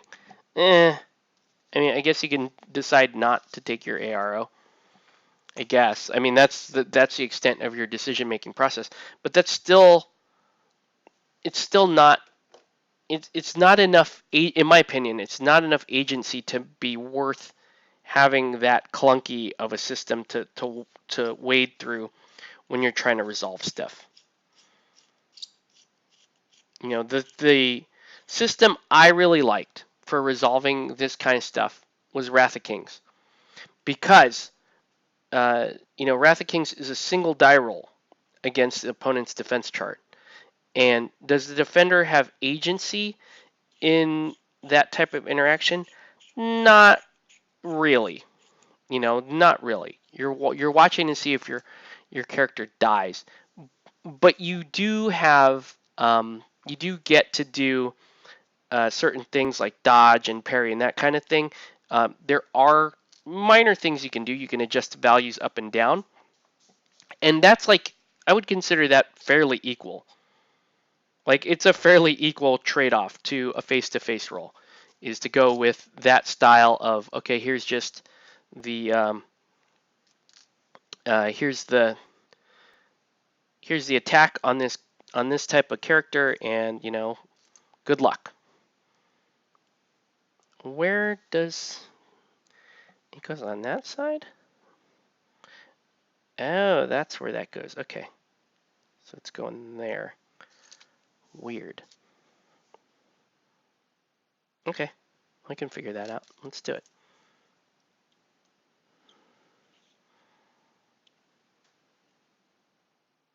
So no, I do not.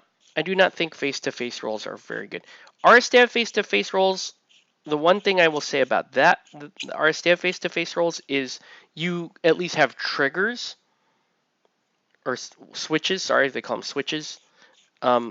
Switches are nice, and same with Malifaux gives you the most agency when you're being attacked because you can cheat fate, you can use a soul stone, so all kinds of stuff. You have the most control, Malifaux. But again, as your control goes up, your game time goes up. So it's taken a lot longer. So Malifaux takes a very long time to resolve things. But again, it's all a trade-off, and it all depends on what type of game you're trying to make.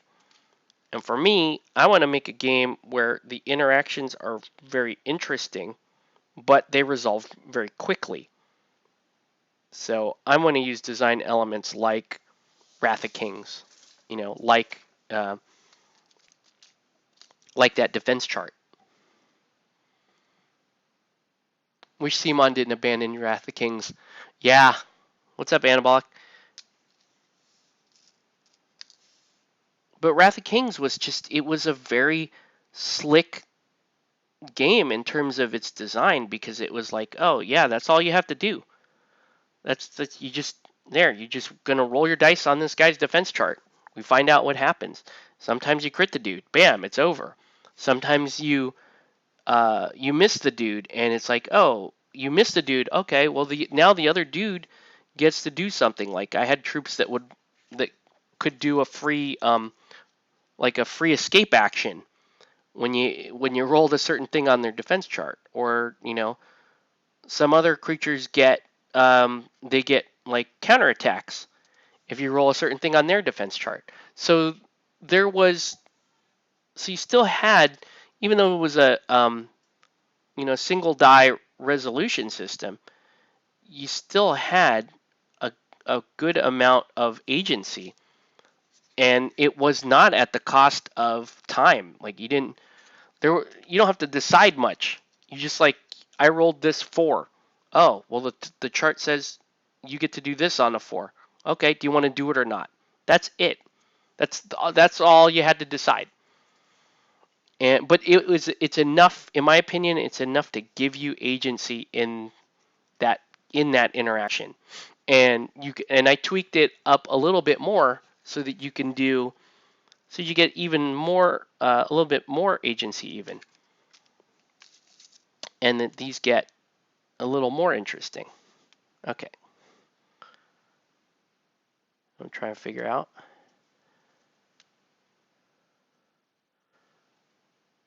how does this go. Did I do this wrong?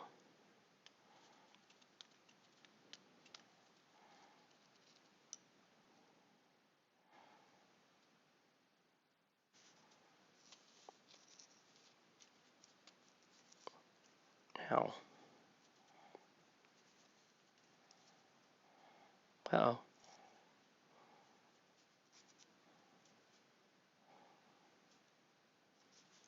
I think it's like that.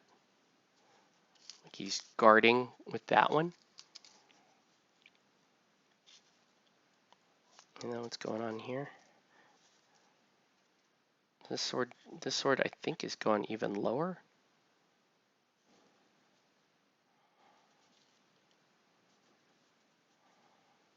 Yeah. Is that how that's supposed to go? I guess so. Yeah, that's cool. That's a crazy pose.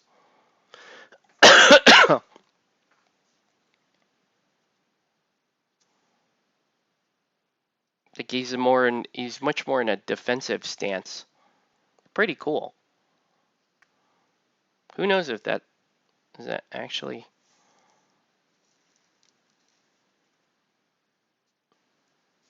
how that pose is supposed to be.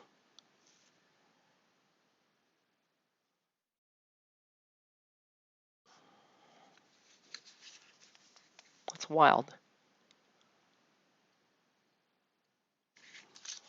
But yeah, Wrath of Kings is just such a good game. I get upset. I get upset when games like that go down, because I feel like, somebody missed the mark there, right? The manufacturer maybe didn't do the best job promoting the game, or maybe the player base didn't see how good a game that really was. See, that's crazy. His swords are like, they're like together there. That's pretty dope. Okay. All right. Let's start putting these on their bases now. And so I have a question. Like, these are weird. Why do these bases now have these little ramps and these on them? Like, what is that all about? Looking forward to Privateer Press new game Warcaster. I think those guys make interesting rule sets and mechanics. Yeah, what's the one, the Riot one that they just came out with? It looked interesting. It wasn't, if I'm being honest, their aesthetic doesn't appeal to me enough for me to really be all about it. Their style, their aesthetics doesn't really grab me.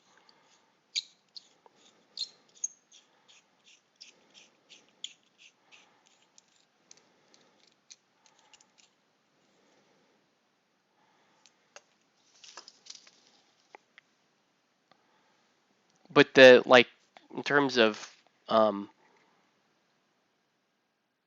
game mechanics, I'm much more about slick mechanics that resolve things quickly so that you can have a faster game. But not so simple that it's like I walk up, I roll a 4, I win the game. Not like that. Just not I walk up, I want to roll a dice. Okay, well look at this chart. Well, what else do you have? I like this on this map. Okay, well what about that? We'll measure this. Oops. Totally did. Oops. Wasn't paying attention. That shouldn't be there. Nope. Nope, nope, nope. That's the wrong miniature for that base, so we'll put Locksmith on that base.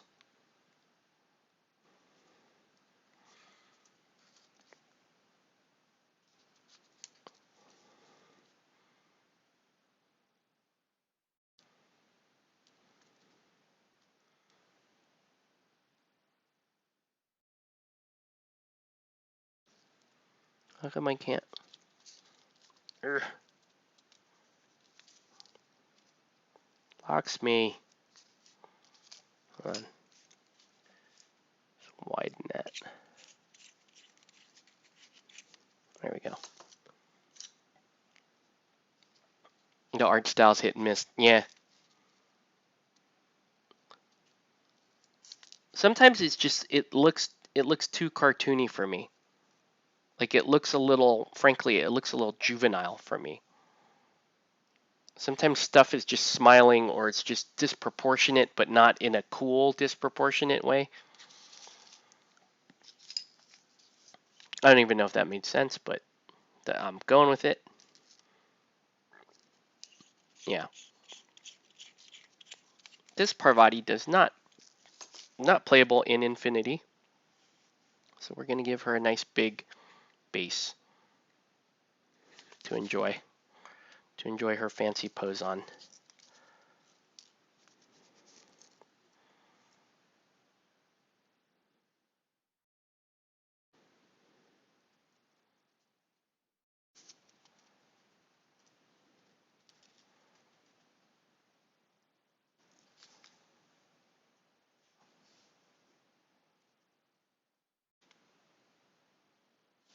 Yep.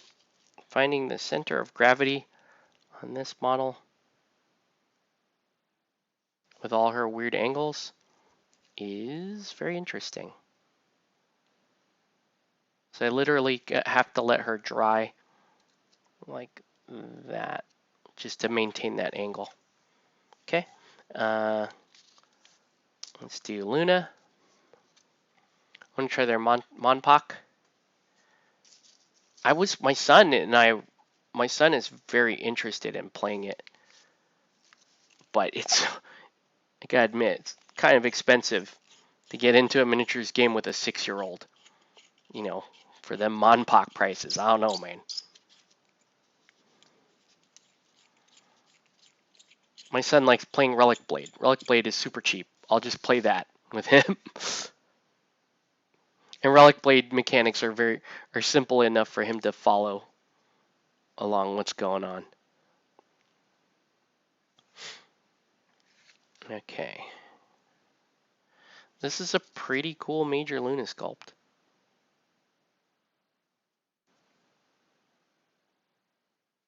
Oh yeah. Annoyed by how it was cut, but looks cool. Let's keep it moving. Next we got this Hippolyta miniature again with the really, look at the center of gravity on these. Oh, for lineup. Oops. Well, I totally did not pay any attention to that when I put them on. Oops. I guess I better do that here.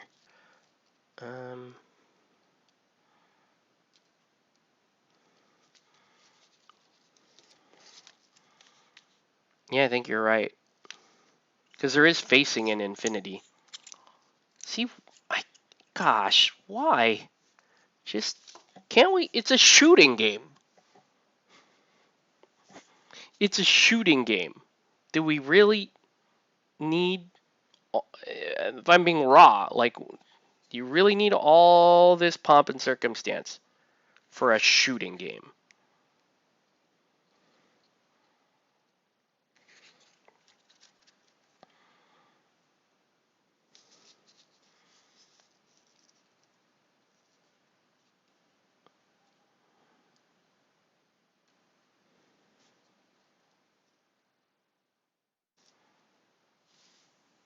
Look at all this extra stuff on the base. Like, why do you need? And again, I can't leave her straight up. I gotta let her dry like that again because weird. Now we gotta do Valkyrie.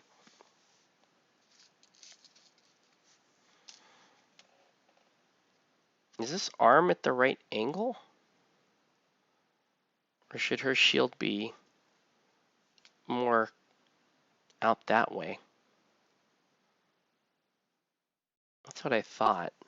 Hold on. Let's look at the Soldiers of Fate. Did I screw that up?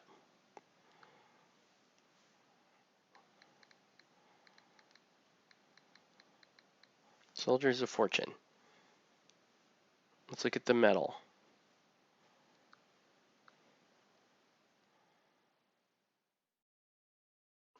Oh no. She's right. That's right. She is holding it close to her body. Okay. I thought for some reason she might have had this shield flared out. Previous Monpok was cheaper. Yeah, but wasn't it blind buy? Like, didn't you weren't sure what you were getting? Okay. Look at that. I could have fit. You if you're careful enough, I could have put the whole thing on there without the stupid tactical rock.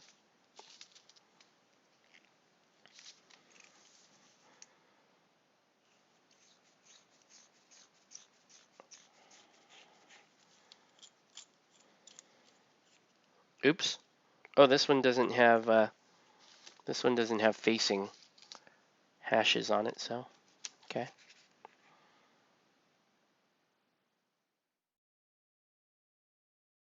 Let's see if Jose plays this miniature for infinity.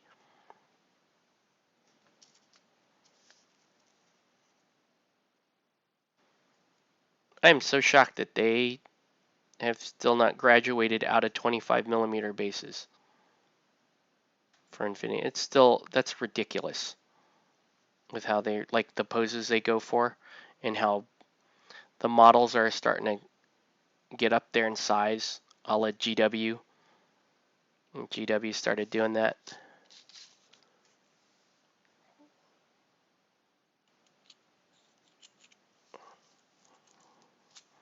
Okay.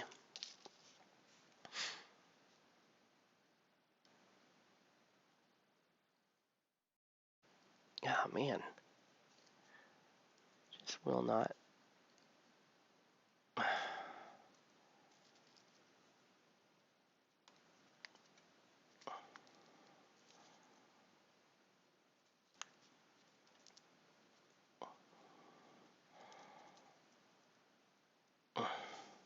I gotta press down there to get her to sit correct. That rock is so dumb. 8 years ago, my family had a garage sale and someone stole the whole collection. Oh no, that's so bad. That's so sad. All right. So there's that, and then let's go Mushashi. Like, I got this dude. I don't think it's supposed to go like that, but I have both of the swords touching. Is that supposed to do like that? Whatever, it's cool. Super Fantasy Brawl. I've seen Super Fantasy Brawl. It looks okay. It looks okay. It does have a lot of, I watched some playthroughs and stuff. It does have a lot of design elements I like. Um, it just feels the theme and stuff honestly just feels a little old. It feels a little derivative. It feels a little old to me. Like the, anthropomorphic animals and that kind of stuff and you know, here's this character and then be careful, they like that. I Here's another weird admission for you. I actually don't like hexes. I don't like dealing with hexes. I barely tolerate it on Aristeia. If given my druthers, I would have rather, just measured out a distance instead of, doing the hex thing on Aristeia. But it is what it is. I think hexes are ugly aesthetically as I attach a model to a hex space. I think hex boards look ugly.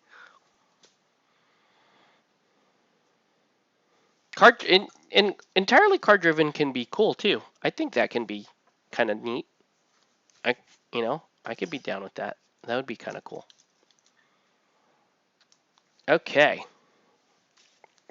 That was a lot of time to build 6 miniatures. But yeah. Uh huh. He's okay. He can stay. Oh, I gotta get I'm gonna clean up his blade a little bit. Okay, good.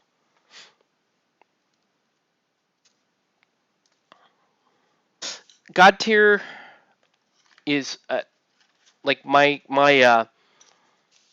whole take on God tier is that it is the way they design the game with 3 champions per player on a 2-player game on a hex mat like that. I don't like.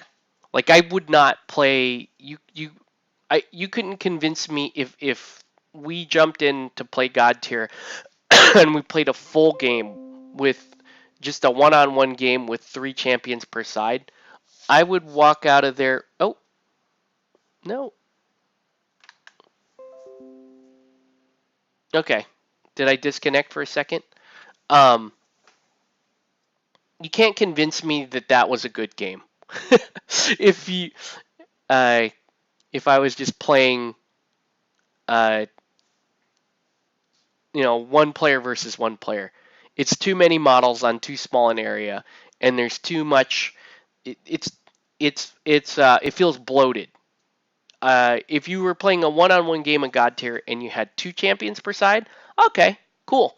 Yeah, that game could be good. If you're playing 3-on-3 and you're playing 6 players and each player is controlling one champion, like the way we played it, then God tier is fun. But I didn't really like. You couldn't get me to just play a one-on-one game of God tier with 3 champions and 3 things. I don't know. I just didn't. I don't think it's a good enough game to do that. Um, let's see. I got into tabletop war games because some jerk stole a very large bag of all my D&D books. Oh no. Oh no. Yikes. You organize your modeling painting area. That's what I need to do, man. That's a great one, Gene. Yeah. So, yeah, my verdict on God tier is please tell me Mythic Battles Pantheon is a better game than God tier. Please tell me that it's more interesting.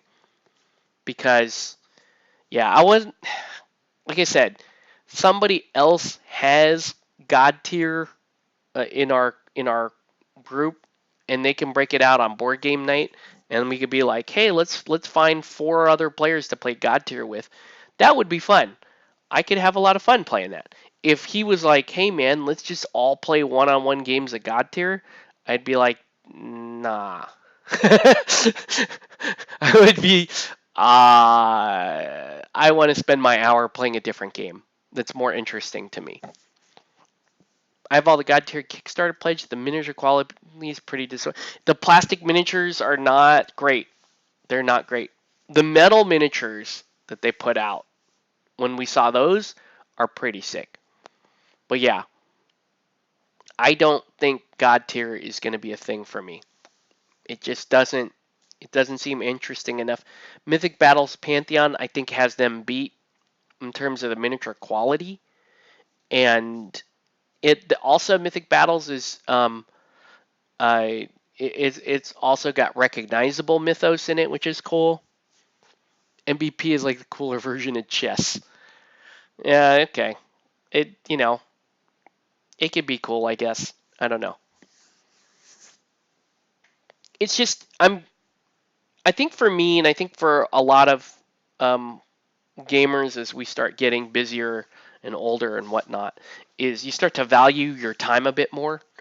And it's like, you get your one night out to game, whatever you're playing. Well, you got to you got to get through two hurdles, right? Whatever you're playing, somebody else better be playing it. Okay? And this is the hurdle that I understand a lot of people that gets people trapped in the games that they may have wanted to quit, right? Maybe you play 40K and maybe it's like, well, damn, I don't really want to play 40K anymore. I'm bored of the 40K universe. This is me. This is me. And I'm I'm bored of GW aesthetics. That's just me. I've done the GW thing all the way back in 1990. So, you show me a Space Marine now, and you're like, whoa, cool, look at the new Space Marine. I'm like, what new Space Marine? It looks the same. It looks the same, only the fluff in the writing has gotten worse and more boring, and the game is more expensive. Anyways, I don't want to get into it.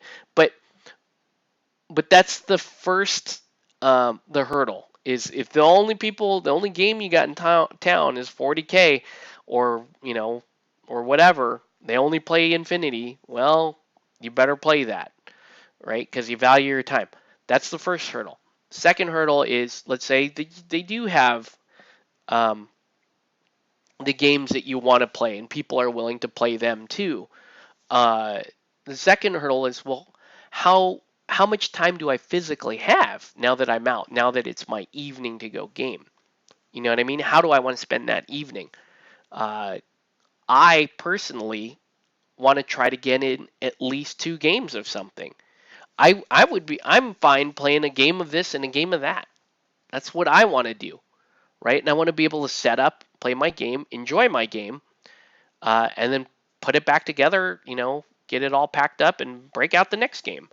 It's more of a like a board game mentality, and I get that. But even more portable than that, in a sense, because there's a lot of merit trash games. There's a lot of like, if we were to play, uh, Rising Sun, that's not exactly a short game. If we were to play Scythe, that's totally not a short game. It can be, but not that short. Um, so I'm looking for miniature skirmish games that, for me, the sweet spot is if you can get me down to 90 minutes, I'm okay with that. Like 90 minutes is the okay threshold. If you can get me down beneath an hour, now we're talking, right? Because now I can play potentially 3 games in the evening. So Aristeia, you can finish Aristeia in an hour. I'm down. You could play a game of Guild Ball in 90 minutes, sometimes shorter. I'm down. I could be, uh, you know, I could be down I could play a couple games of Guild Ball. You've been involved in tabletop gaming. Oh yeah, before 1990. Oh yeah, yeah, yeah, yeah. Well, same dude, same Gene. I was playing Advanced Dungeons and Dragons in the 5th grade. I was playing AD&D in the 5th grade, and I believe it was like 8th grade, I want to say, or 9th grade, where we actually started to buy Grenadier miniatures, um, Ralpartha miniatures, and we were teaching ourselves to paint. So we're talking late 80s, early 90s in it. And I first started learning how to painting. Um, I tell people the very first model I ever painted was a Mark Copplestone Barbarian miniature for Grenadier. I played 40K Kill Team back in fourth edition. I've seen 40K played now. It's got a lot of the game and convenience. You could argue that Kill Team and Warcry and Warhammer Underworlds are much more portable, more convenient games. And you're right. You can finish a game of Underworlds in well under an hour, and it's 4 minis per side. It's got a lot of things going for it. But I'm just going to be honest with you, okay? Because I've been painting GW since 1990. I painted hundreds and hundreds and hundreds of GW models. Okay, you can't get me to paint four more orcs, man. You can't.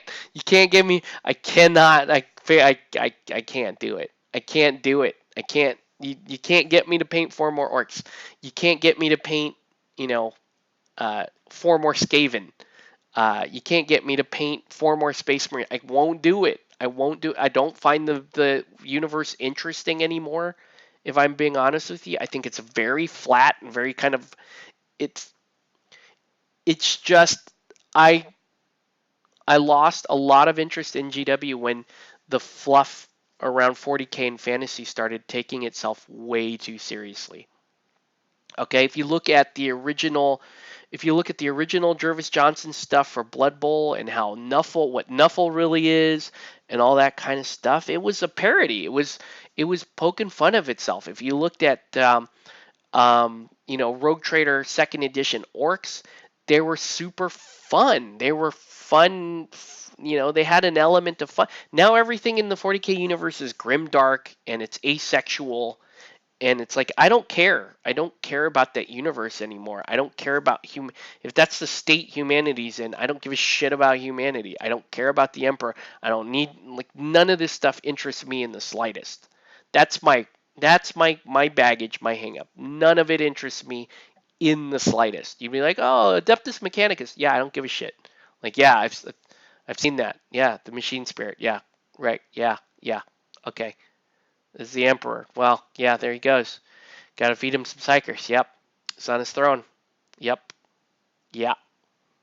It's all it's so boring to me. It is so insanely boring to me. I do not want to do anything GW anymore. Like, I know GW. And they keep coming up with bigger and busier models, and people get more and more impressed by them, and I'm like, nah, no, I don't care. It's not interesting to me. It just does not. It cannot hold my attention at all. Um, so it's great that they did, like, portable games like that, like Kill Team and Warhammer Underworlds and all that stuff. And it's great for people to play. They're finally my GW has gateway games and good gateway games. It was so upsetting to me years ago when 95% of people being introduced to the miniature hobby got dropped into Warhammer 40K. Because I think that Warhammer 40K is the worst gateway miniature gaming experience you could possibly come up with, right? It's horrible. It's horrible. Think about this for a second. Oh, I want to get into miniature gaming. And before Kill Team, before Underworlds and Warcry, before any of that shit existed, it was like, oh, we'll get into Warhammer 40K, and you go into the GW workshop and they show you hundreds of these cool models. They show you these epic battles. There's fucking titans on the board, giant tanks shooting at each other, dreadnoughts and all this shit, and you're like, oh my god, this is my life. This is gonna be my life from now on, right? Your person gets into that. Then you go and you make them spend hundreds of dollars, and then you sit them down and you teach them how to paint one Space Marine. You're like, oh, here's a Space Marine, and 60 to 120 minutes later, you're like, there you go, there's a Space Marine. Now run off into the world and build and paint 45 more of those and come back and play a game. Well, fuck. Then the next person, then they're just gonna build the shit. A lot of people just spent the money. They build half their stuff. They've then, they discover fapping and they go on and live their life in other ways, right? This is 40K. The 40K gaming experience was the worst uh, gateway miniature gateway experience you could possibly imagine because there were pitfalls and upsetting things all along the way. It was painfully expensive. And then when you finally did get to a game, when you did finally get to your first game, and you're like, oh, I did everything right. I got a tactical squad. My tactical squad has a missile launcher and it's got a flamethrower because that's cool. I want a flamethrower and I want a missile launcher because versatility is a good idea. So I took a tactical squad and I have a Razorback and I took a Whirlwind and a Rhino and I've got a captain with a power sword. That's going to be great, right? So you finally get your shit together and you think these are all good ideas in theory and you set up and the guy across from you has got 3 Lehman Russes and plasma pistols and guns in every single squad and all of your precious Space Marine armor is pointless, and he takes you apart in a turn and a half. He just tables you. Yay! Good. There's your miniature gaming experience. Woo! We just taught you min-maxing, buddy. There you go. There you go. Remember all those good ideas you thought you had about building a balanced army that had infantry and tanks and dreadnoughts and all this shit? Well, guess what? Those are stupid ideas because all you gotta do is buy this expensive shit and min-max it. Then you just sit on the other side and watch your list take apart his list. There's no actual good critical decision making happening on either side. There's my list. All right. Well, I did the homework and I invested in plasma, and you were dumb for thinking there were multiple situations that needed a frag missile versus a crack missile. So fuck you. There's your first game. And so months later, your first GW experience ends like that. Like that is no wonder the miniature hobby had such a shitty reputation for the longest time because that was the rug that we rolled out. That was the carpet that we rolled out to people, right? Here, play Warhammer 40K. You know, it made me so upset uh, because I was like, at the time, Blood Bowl, because yeah, Space Hulk and Blood, which are fantastic games. I will say that. I will say that Space Hulk and Blood Bowl especially has a very fond place in my heart. I do love my Blood Bowl. Wish I had time to do a league because that's really where that game shines. But anyways, back to my rant. um, it used to upset the shit out of me because I'm like, wait. Why aren't we teaching them Malifaux? Why aren't we teaching them, uh, you know, why aren't people playing Guild Ball as their first miniature game? Why aren't people playing Hell Dorado as their first miniature game? You know, why does it have to be this like horrible list building exercise that makes you paint dozens and dozens and dozens of expensive models? And you could quit anywhere along the way, and you finally get to the end, and some dickhead with a min-max list just shits on you. Like it's not, that's that's not the way I would introduce anybody I love or care about into the miniature hobby, right? So thank God that they do have Underworld and Warcry and Kill Team and stuff, and that's really where you should be starting if you're going into GW. And and as much as I hate to admit it, you probably should, if you're not in a major metropolitan area, you probably should start with a GW game because the odds are you're going to find people that play those games. Now, if you live in my area, maybe you should play some Aristeia as your first game. Maybe you should play some Guild Ball. Well, maybe not Guild Ball. Well, actually, yeah, could be Guild. Maybe you should play Malifaux.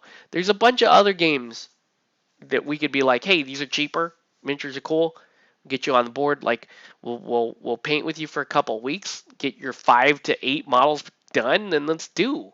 And there's these games don't really have there's the miniature counts are so small they don't really have min maxing, right? There really aren't a bunch of power gaming dicks running around just that can't wait to club baby seals.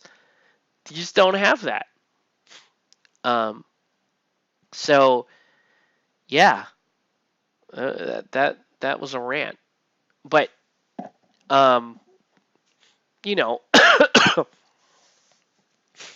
I know I get a lot of like a lot of people. Um, I frustrate a lot of people by some disparaging remarks I make about GW and their games and stuff. I know that I understand that. I'm not saying that I that you should not enjoy the games you like. You should absolutely enjoy the games you like. But I do think that hey, if I want to criticize a game, I should be allowed to criticize the game. I criticize all the games, including games that I really like. I'm more than happy to tell you the Malifaux takes too damn long. You should not. The 50 soul stones as the recommended game size is asinine. You shouldn't play a game that takes you 2.5 hours to finish. That's just being a dick. Don't do that. Play 35 soul stones.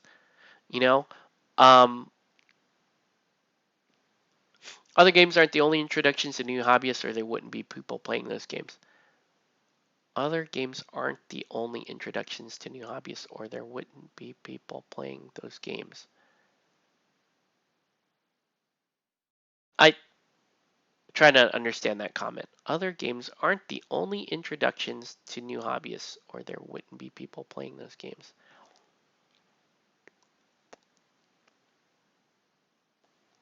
Well, yeah, but outside of the GW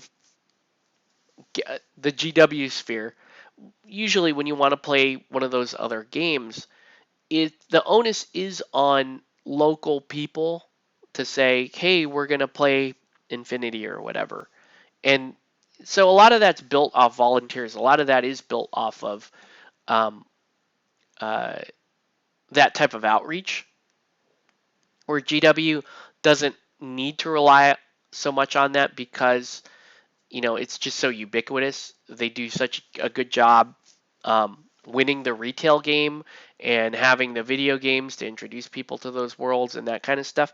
And it's just been such a long-standing, ubiquitous name. I mean, I criticize a Space Marine for still looking like a Space Marine after 30 years, but hell, it's recognition, right? People are like, even like my 70-year-old mother-in-law my 70-year-old mother-in-law is like, isn't that the Warhammer? Like, even if she saw like a miniature, she would know that. Like, isn't that the Warhammer? That's what she would say. So yeah, there's definitely something to be said about that, about brand recognition and iconic status and being ubiquitous and winning the retail space. I get all that. It's true. Um, yeah, I don't know. I, I just I feel like there's a better miniature gaming experience that, you know, given the right set of conditions, you could guide somebody through. And I've done this dozens of times in my gaming career, is where I've started people off in other games, in non-GW games, in smaller skirmish games. And people that in my from what again, my own experience, people that normally would not have ever played a miniature game play these other games and enjoy these other games, and they're like, wow, I never thought I would like miniature games, but now I do because I played these other games. New players are being introduced to those smaller games, or they wouldn't have the number of play. Yeah, it's true. Yeah, you're absolutely right. And I think GW is in a much better spot now because they have Warhammer Underworlds and Kill Team and Warcry, because those are fantastic gateway games to get people into not just GW games but the miniature gaming hobby. But back to my other point, right? um, like I said, you know, Yvonne is she's my latest project. Like I she got into miniature painting maybe only 2 or 3 months ago, and but she never had interest in playing miniature games because most of her exposure was for was around Warhammer 40K and those style games, and she's like those games don't interest me. Painting the miniatures interests me, and there's a lot of people like her that could have just continued on painting miniatures and just enjoying miniatures, maybe playing D&D or something else like that, right? Um, so But I introduced her to other games. I introduced her to Malifaux. I introduced her to Rumble Slam, Aristeia, some of these other games. And now she's like a miniature gamer, and she's just shocked. She's like, I can't believe I'm a miniature gamer. Like that there was actually other experiences that aren't just like people like buff guys shooting at each other, right? Because that's what 40K looks like to her. Absolutely true. You got me addicted. Yeah, my fault. Sorry, dude. I wouldn't let a single game event or single other player dictate my hobby. Yes, you are correct. Um, but I'll tell you a story, Gene. And not only have I heard that scenario I described to you about, you know, building your army and then running into a single min maxer and then quitting. I've had a number of people tell me that they quit miniature games and they jump in and they play some of these other games and they go on and they end up with a miniature gaming hobby.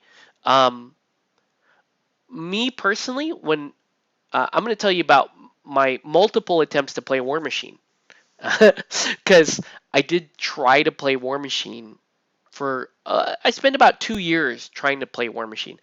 Like I said, it was I want to say mid 2000s. It was prior to Malifaux coming out. It was like just before Malifaux came out.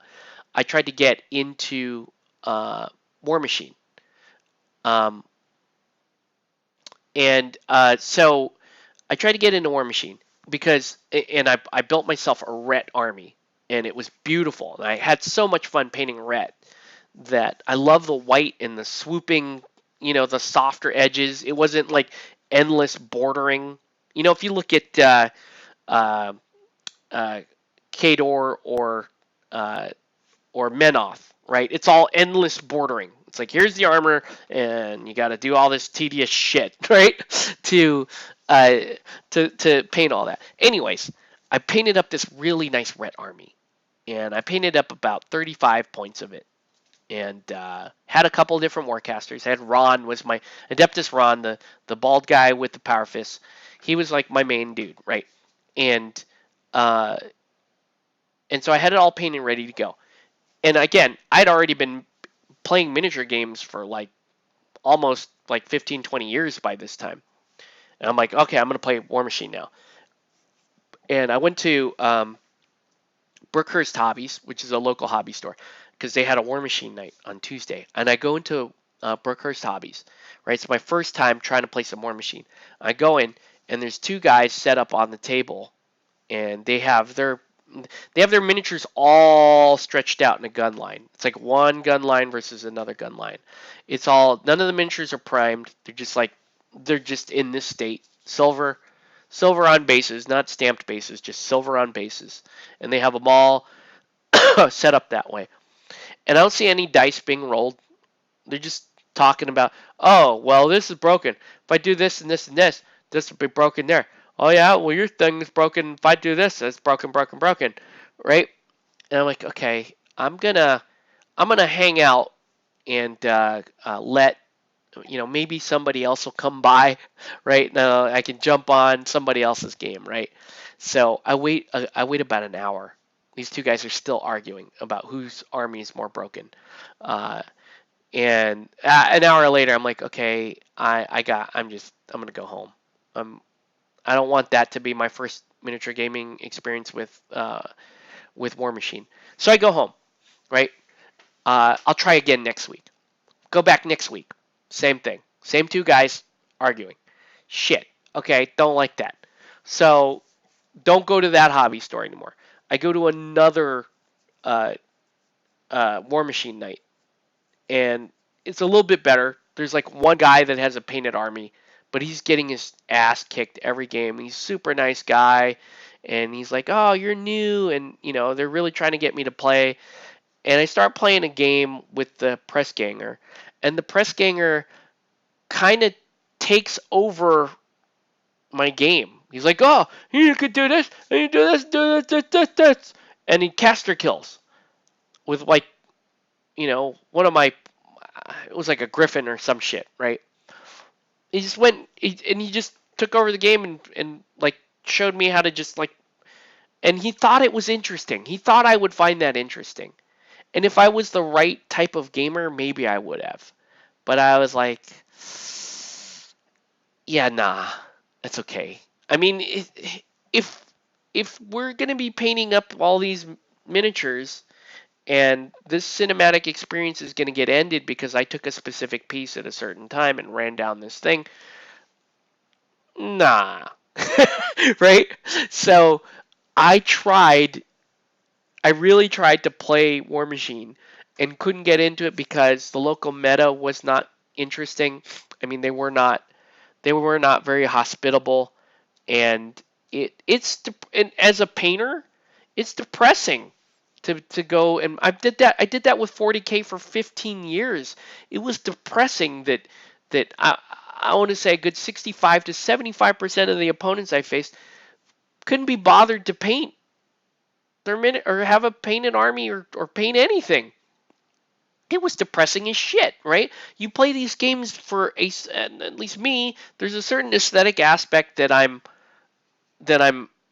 drawn to, and I want to have that experience. And no, yeah, sometimes people are going to have unpainted stuff because they're just trying things out. Maybe they're new to the game, right? But I'm talking, these are guys that have been playing as long as I have. They've been playing 15 years. They've been playing 40K that long. They didn't paint their shit, and I'm like, God, you know, I maybe this is making me come on like sound like an asshole, but that is part of the experience, right? You let it slide when when you can, but if it's 60 to 75% of your experience at 15 years, don't tell me you're not gonna get sick of that shit, and you're just gonna be like, I don't need to do this, man. I'm tired. I'm just gonna get up and go. I'm gonna get up and go. And by the time I quit 40K, um, by the time quit 40K, I realized that my armies just kind of play themselves. That the list building was such an important part that kind of you just kind of build your list. You put it out there, and you're like, oh yeah, heavy bolter, strength 5. There you go. Okay, yeah, it's plasma. There, yeah. Okay, they're gonna charge. That's what that unit does. It's not. It did not present an interesting enough set of decision making or criteria for me to care anymore. I just didn't care. Anyways, I know there's a lot of comments coming by. This is a really good conversation, by the way. I'm starting my own gaming venue next year, hoping to make it mostly a GW free zone. That's awesome, Anabolic, and if that's great. I I will just at least leverage that by saying, hey, GW stuff is profitable as much as I don't care for it. Anyway, but I do resist getting into other games than the ones I already do because there's only so much gaming hobby time. Yeah, and that's a very important point, Gene. Um, and that's the normal. I think that's the normal reason people give for like, oh, I want to start up a new game. I've been in that boat many times. Like, I don't want to start up a new game. I don't have time. I don't have time. I only want to juggle certain games. That's just you, and that's just preferences. A game has to be very, very. When you're full, when your gaming card is full, like Nelson's gaming card's always full because barely has time to play. But tonight he was hanging out, and we're like, "Hey man, start playing Aristeia with us," and we kind of sold him on that. So sometimes you get tipped over, sometimes you don't. You know, that's a normal thing. You can't play every game. As much as Ash tries to play every game, and I get close. I also try to play a lot of games too, but you just can't. And when time is important, you keep to what you can. Let's see. I'm sure such a venue can be successful even without GW Pro. I think it can be, but it's a little riskier. That's all I'm saying. As a longtime GW player, I am frustrated by what I call math hammer and the longtime players with zero painted. Yeah, okay. That was my story telling. I kind of like some list building. It gives you stuff to think about while not playing, as long as there isn't builds that are auto wins. Yes. Okay. Two minds about this, right? Um, back when I was playing 40K and I would go to my job and there'd be times of the day where you're kind of zoning out whatever and you start to work on, I'm going to build this type of list and it's cool. I still kind of do that with stuff like Guild Ball. When it's like, oh, I'm going to play a blacksmith's team and I want to put this lineup out on the board. It's not exactly the same thing as list building, but it's close. And so, I know I don't like list building uh, with the aspect of, like just really getting into intricacies. I like making decisions that are a little broader in scope.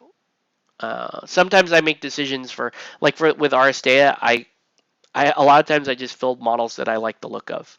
And I think that's funny and it's great. Um, it's ridiculous not to put models out that aren't painted to a tabletop level. Well, yes, like I said, I'm gonna be I would be very lenient to folks that like, look, I'm brand new and I just want to learn how to play my game, or I just bought this model, I want to put it together and I want to try it. I want to try out these rules. That happens all the time. It's fine. People do that. If you've been at the hobby, like if you play, game X, it doesn't matter what game it is, and you've been playing it for over 5 years, and you have a main army, a main faction, a main go-to, right? Oh man, uh, I play Mercs for War Machine. You play Mercs for 5 years, and you don't have a painted army, and it's your main army. Like, what are you doing, dude? I'm just gonna put that. Like, why? Why would you? Why would you do that? Why would you do that? Paint your stuff. You had 5 years to paint your stuff. You decided that Mercs was the army for you. You should play Mercs. Okay, cool. Paint your shit, dude. You don't want to paint your shit? Okay, hire me to paint your stuff. I don't know. Uh, yeah. I just think that if you get to a certain point where it's like enjoying the aesthetics of the miniatures is a significant part of the miniature gaming hobby. Like that, it's a like okay, this is cool. This is super cool to me, right? Great, yeah, put it on the board. Okay, super cool. But I I bought this model for kind of the promise of this, right? I want to enjoy that. I'm not gonna paint to that standard because I'm not that good. But I'm gonna paint to a standard that I'm fairly pleased with, because I want to enjoy that. This is not that, right? I didn't sign up for miniature gaming to play like this. I didn't do that, right? I want to play I want to play colored in models, right? I want I want to like yeah, she's got a dress and a gigantic gun. That's awesome. Right? I want to enjoy that. I want to enjoy that on the board. Okay? Does this look cool as all silver? Yeah, I'm sure it would look cool as all silver. Does it look way better with even just a? This is like two colors. Does it look cool with just two colors on it? Yes. Right? You want that's why the aesthetics is a big part of this. Otherwise, we might as well just put like let's just put bases down and just put pennies down and roll them around the board and go, oh, my penny is really represents this type of soldier and they do this. No, man, I want this. I want color. I want depth. I want character. Right? I want that on the board. Anyway, I just love this thing. I love this piece. Rip Anima Tactics, man. We're bringing it. We're bringing it back. We're just gonna come up with. We're just gonna come up with homebrew to play this because it's dope. These miniatures have been rotting in my closet. It's very upsetting. They need to be back out on the board where they can be enjoyed because they're awesome, right? Oh man. Okay. That's enough ranting for one night, and I'm not gonna prime any of this stuff because I stamped these bases a little while ago, and I want everything to dry. I don't want anything to fall off while I'm airbrushing it. I have too many hobbies. My life's motto is wants to do all the projects, yes, wants to take all the naps. Yeah. Anyway, yeah. So we'll get to work. We'll paint more of these. We'll get some of these going.